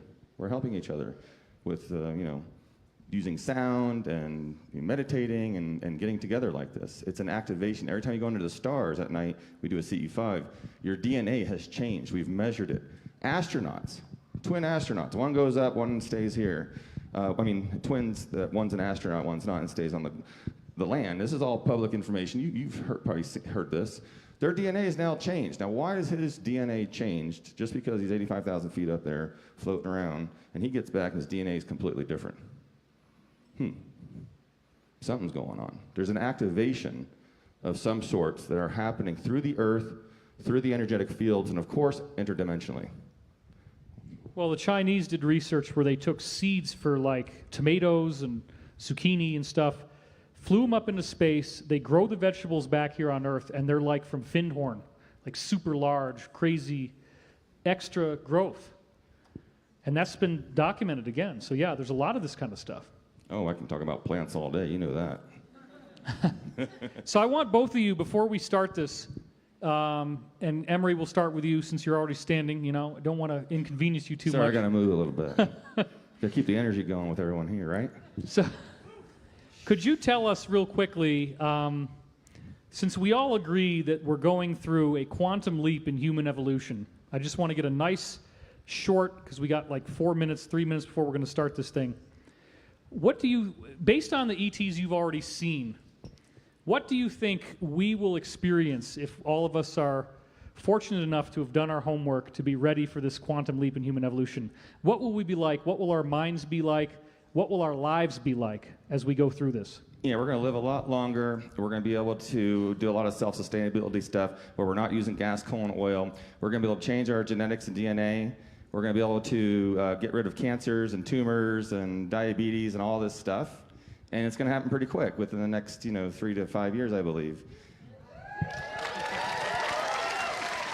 I'm just saying, I haven't been wrong yet.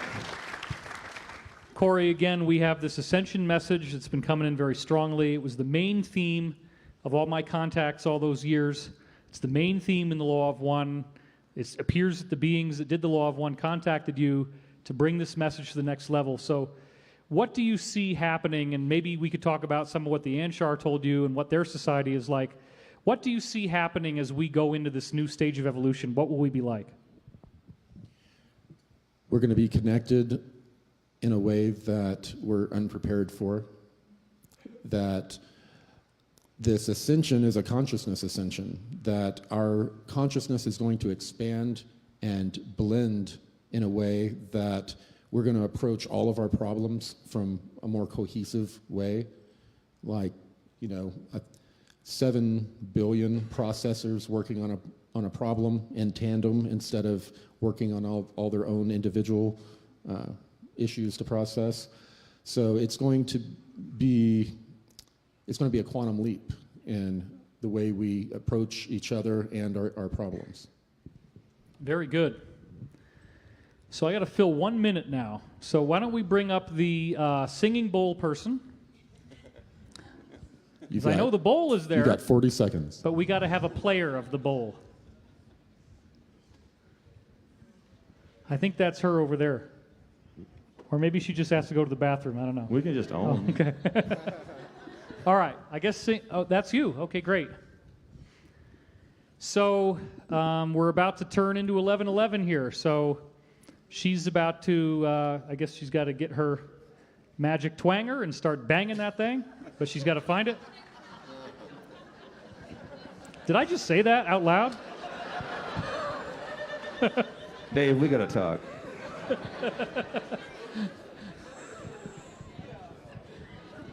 It's 11:11. Okay, we're supposed to be meditating, folks. Got to open up the chakras with laughter, vibrate the lower chakras. I think she's got some kind of way to get that thing going, so hopefully we'll have that. All right, here we go. It's 11:11. We're going to do this. Okay. I'd like you guys to close your eyes and put both feet flat on the floor. Well, Corey, you can't really do that because you got like 6 inches too high there, but everybody else.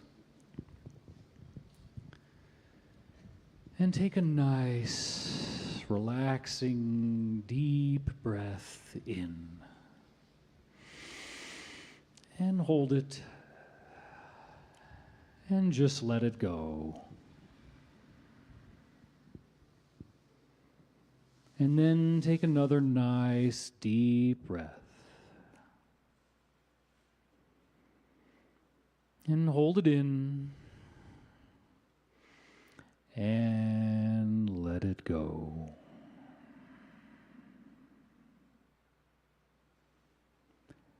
And as you continue breathing deeply, you notice that you are becoming more and more relaxed.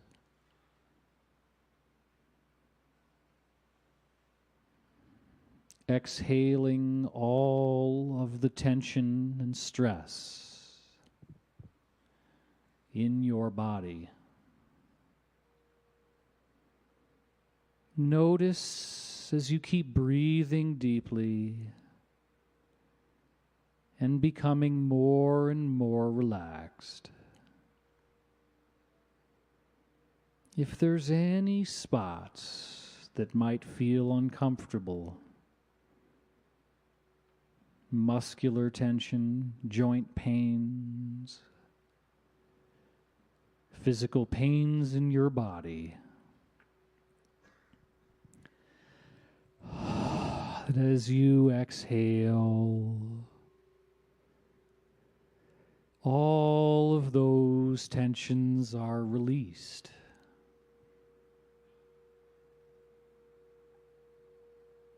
And you find yourself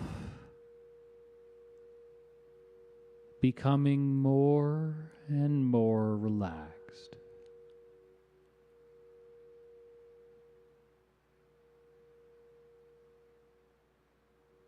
Going deeper into the corridors of your mind. An exploration of your truest and deepest self.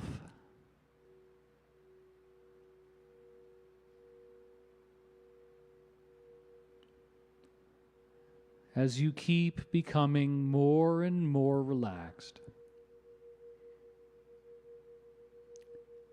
you can completely let go of any words that may be spoken in this time. And you start listening to the cracks between the words.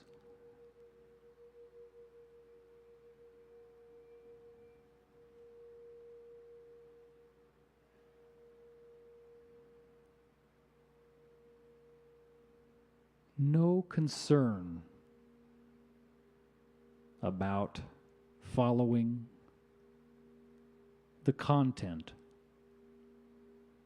of the words.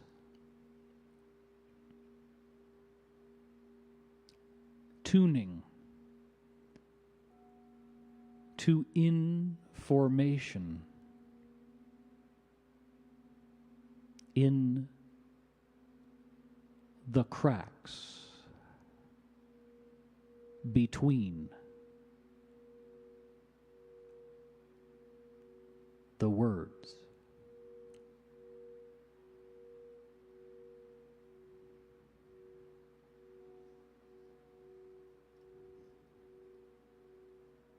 Almost as if you are on a ship,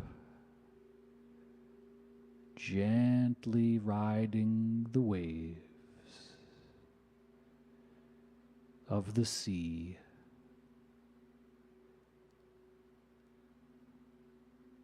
Tuning to the information as each wave gently rocks your body.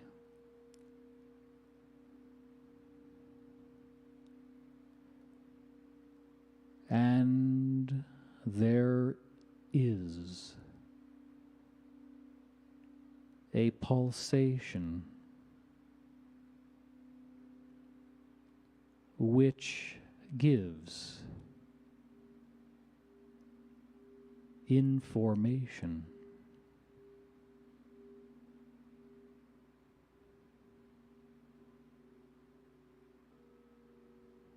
Letting go of the rope.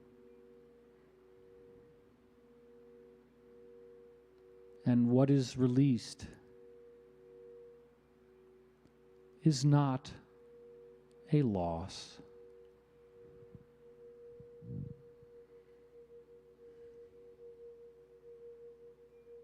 It is an understanding.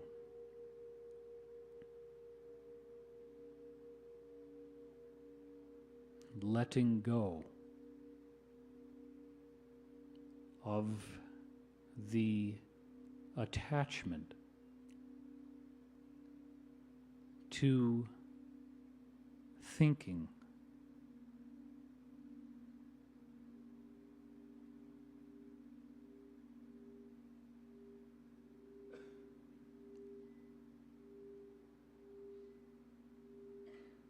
The waves gently massage your body as you coast deeper and deeper into the core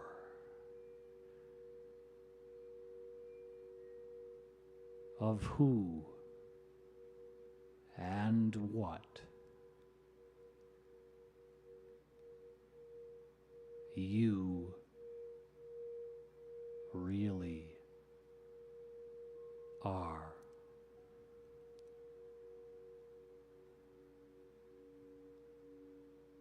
Notice the flowing water in the stream and feel it moving.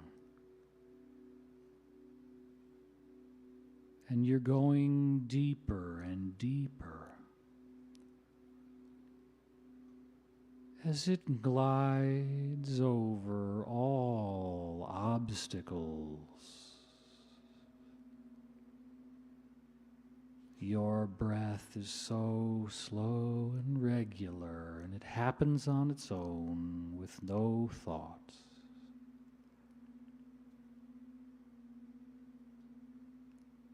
And perhaps a flower blossom drops from a tree and lands on the surface of the water. And you watch as it drifts down and down, passing quick turns and eddy currents, noticing the slipstream between these words, the information, as each thought falls like blossoms, touches the surface of you,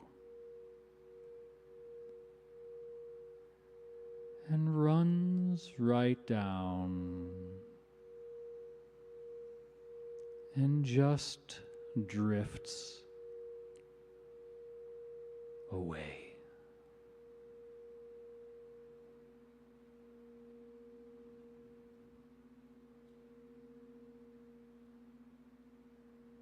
You're not losing anything. Notice the resonance.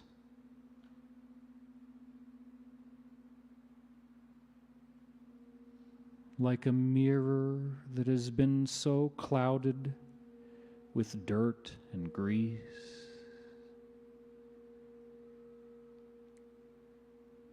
And you give it a few spritzes and the wiping of a cloth. And now it is clear. What do you see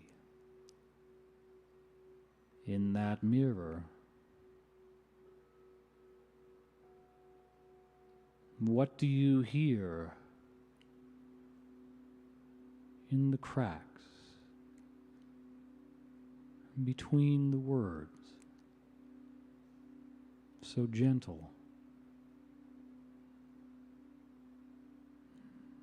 Almost like bubbles rising effortlessly. What are the things that naturally bubble into your mind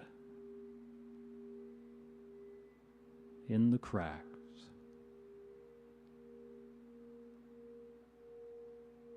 Between the words.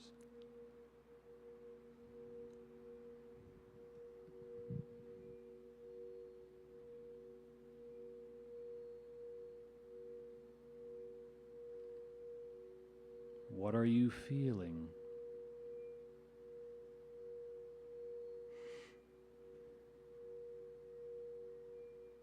When you just allow it to happen.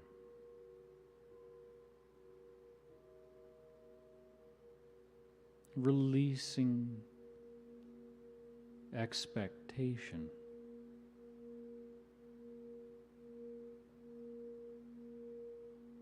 And just allowing your mind to exist.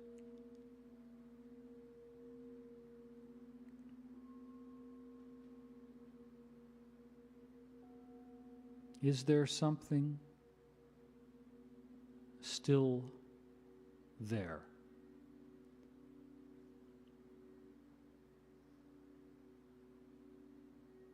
As you ignore these words, ignore this voice, get behind it, get underneath it, let it slip away like the blossom in the stream.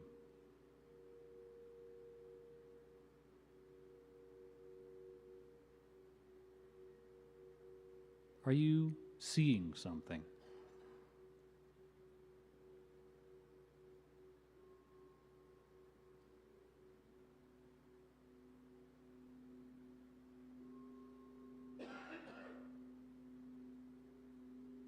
With the power of your beautiful mind,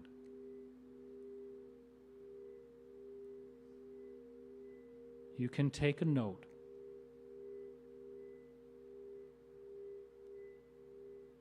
in these cracks and know that when you come back, the things that you have seen, the way this feels, the purity of the undifferentiated now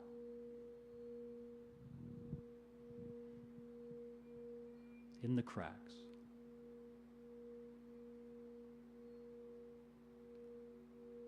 Is yours.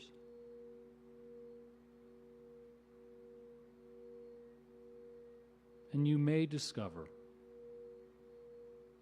that you've never felt more relaxed. You've never felt so deep, so pure,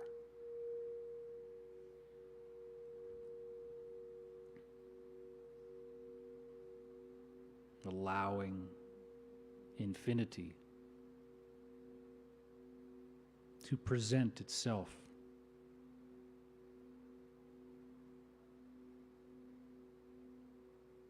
Allowing true peace.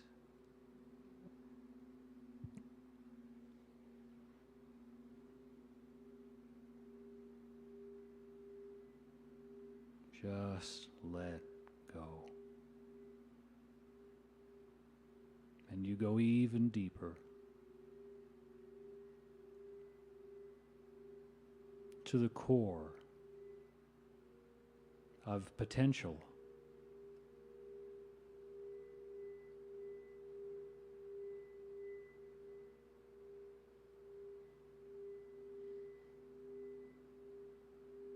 Questions answered before you even ask.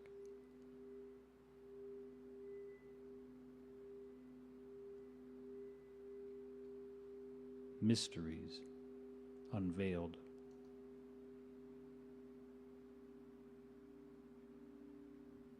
And a warmth of light, pure, radiant, comfortable,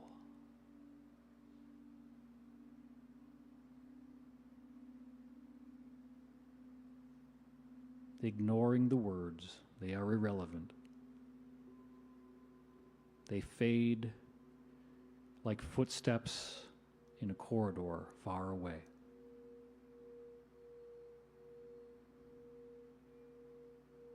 As your attachment leaves to do its own business. But you did not leave. Only your thoughts. There's something else. And you get around it like the water.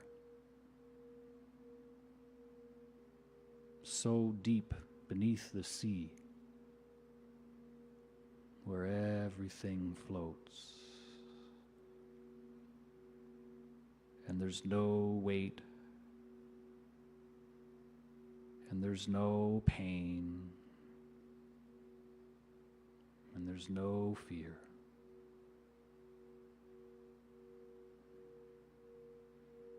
And all you have to do is allow yourself to exist.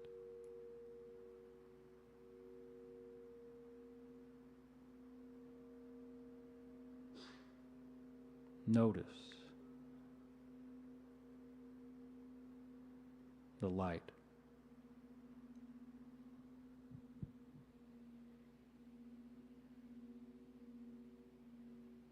Ignore the words.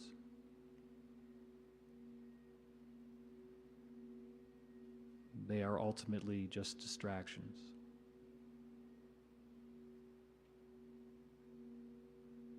From what cannot be spoken. But you see it right now. You feel it. You know it. It is you.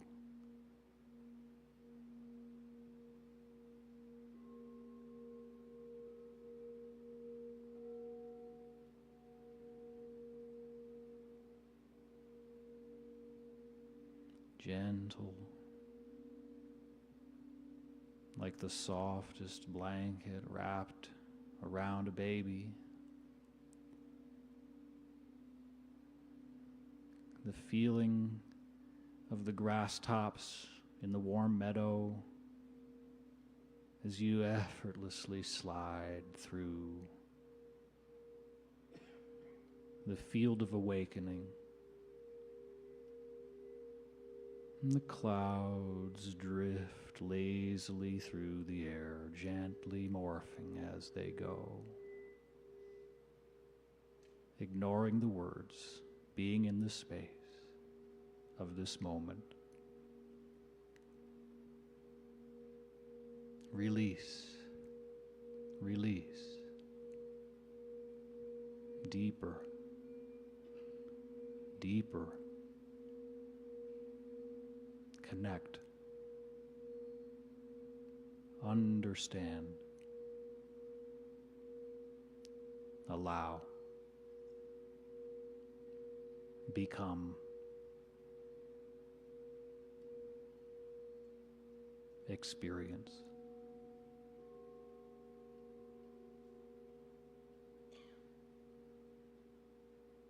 Taste.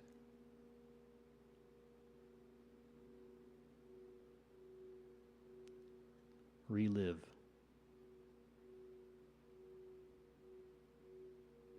Open.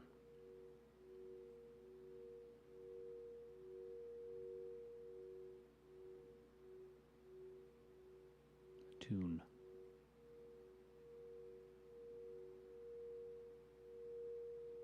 Allow.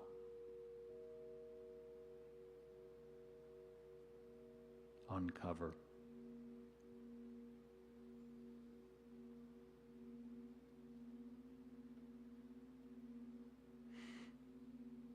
Allow the light to wash through your body,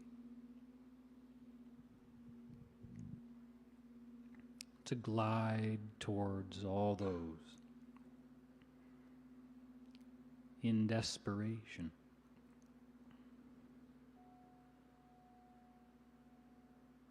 to relieve,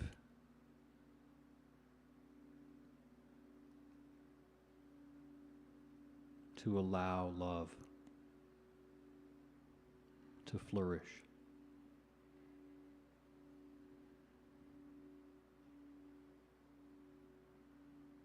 Direct that light to those who cannot see it. You may notice where they are. Maybe they're sitting at a desk. Maybe they are on a couch.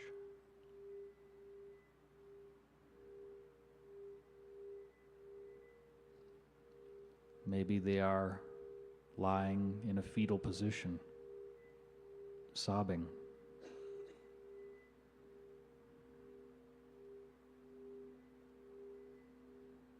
Maybe they are sleeping peacefully in bed.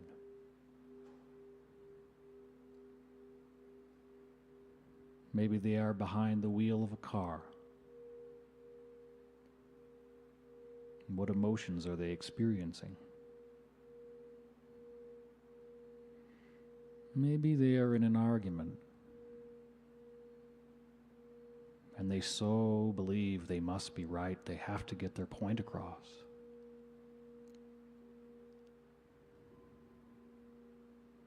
Maybe they're looking in the mirror and having judgmental thoughts. Allow them to be surrounded by this light until you notice how they all move together like a school of fish, all moving as if there was a greater consciousness.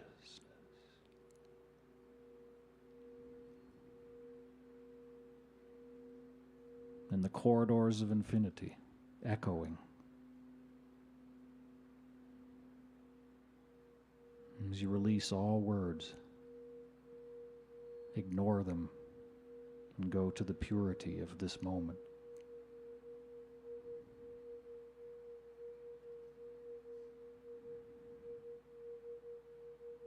Watch them change as they are surrounded with this beautiful white light.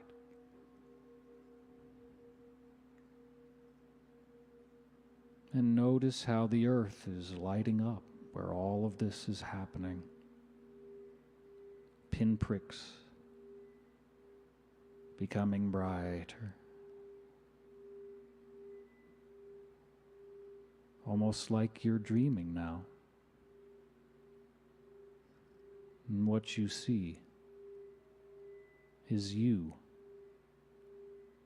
your own body, glowing. Notice how it becomes brighter and brighter as you go deeper and deeper, allowing this light to engulf the orb until none else exists. A pure resonance.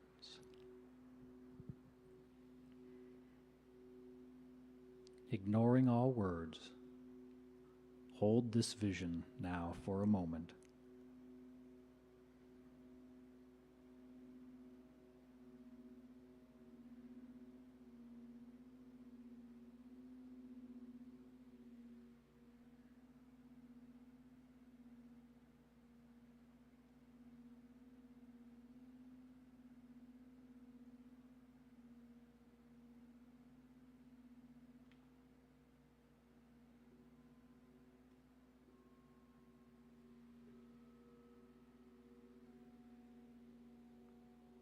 Notice how this being, this earth,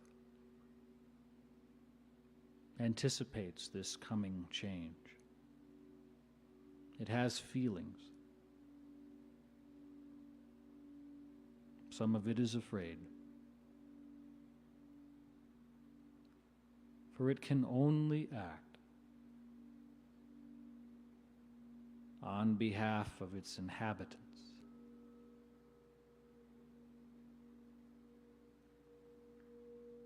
And it knows that if you want to love the earth, you must also love its people,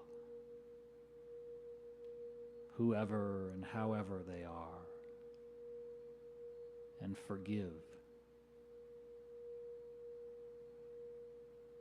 Allow the sacredness of all that is.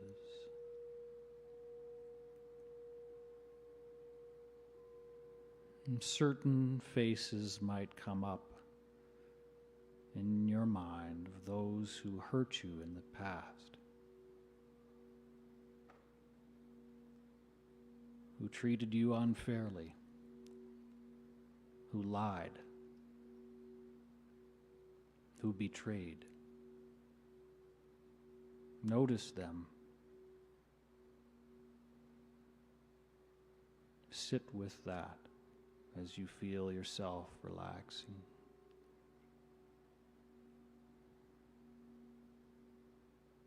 Notice what moves through your body, the sensations, the colors, the textures.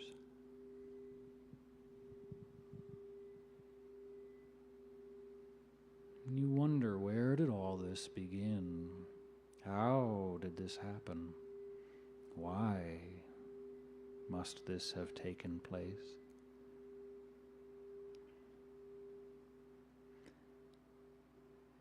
But notice it's melting. Those emotions are just melting away now in the feeling of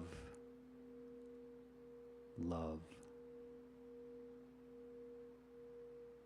Melting away until nothing but love remains. And now that person or those people are different. They're no longer so foreign to you.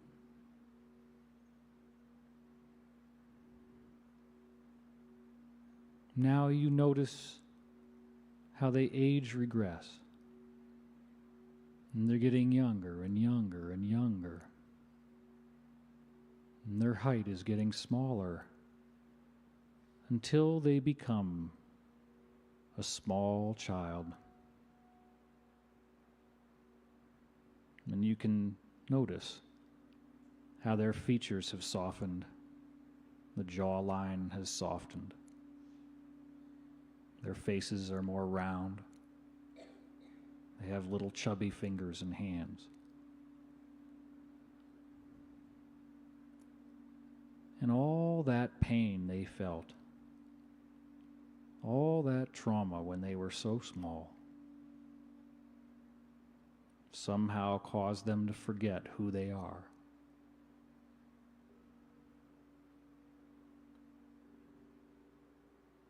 And you notice a child is crying. And that child is so deeply sorry for what it did and said to you. If you want to, you can reach out and embrace that crying child.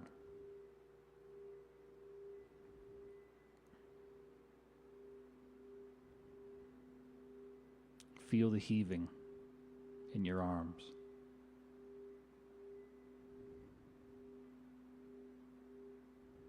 Just let it happen. You don't need to say, I love you, or I forgive you. Just allow the light to emerge so that all tensions and all weights on your heart are released in the melting influence of love.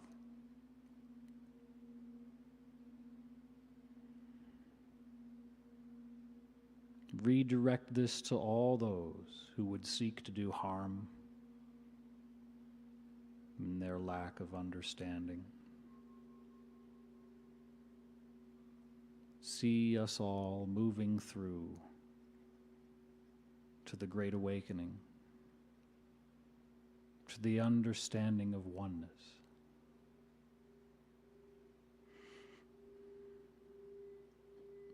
Now notice all these beings of light that are around you.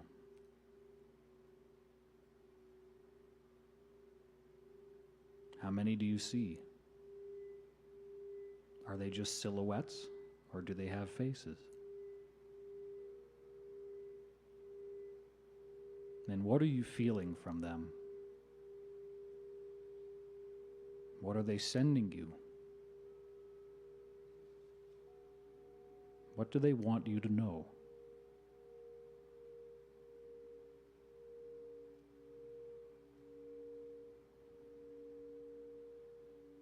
Is there still something you need to let go of and release? And what might that be? What is the main stumbling block in your life today? And how might you change that? Are there options you thought unthinkable? And could you actually do some of these things, but you just didn't want to, or you didn't feel that you could?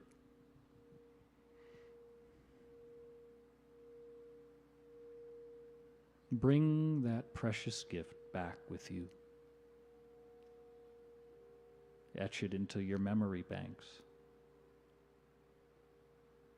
so that when you come out of this experience, the good words and will of those who are older than us will stay with you. And you restore to balance. Knowing that in the deepest sense, you are the light. You are the love. You are the one, infinite, creator. And this is as it was. as it is now, and as it always shall be, and nothing and no one can ever take that from you.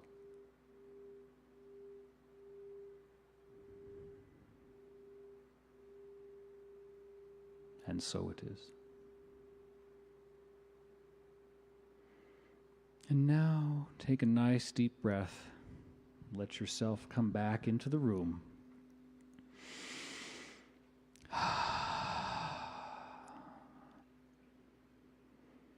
You might want to wiggle your fingers or toes.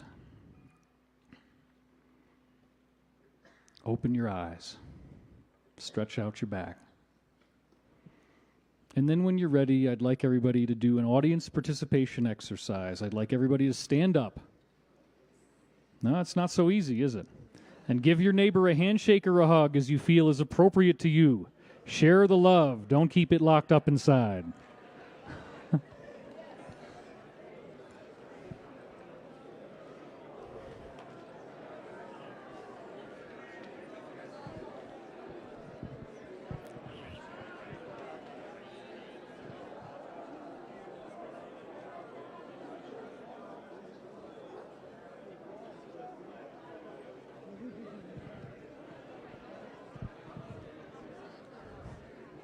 Yeah.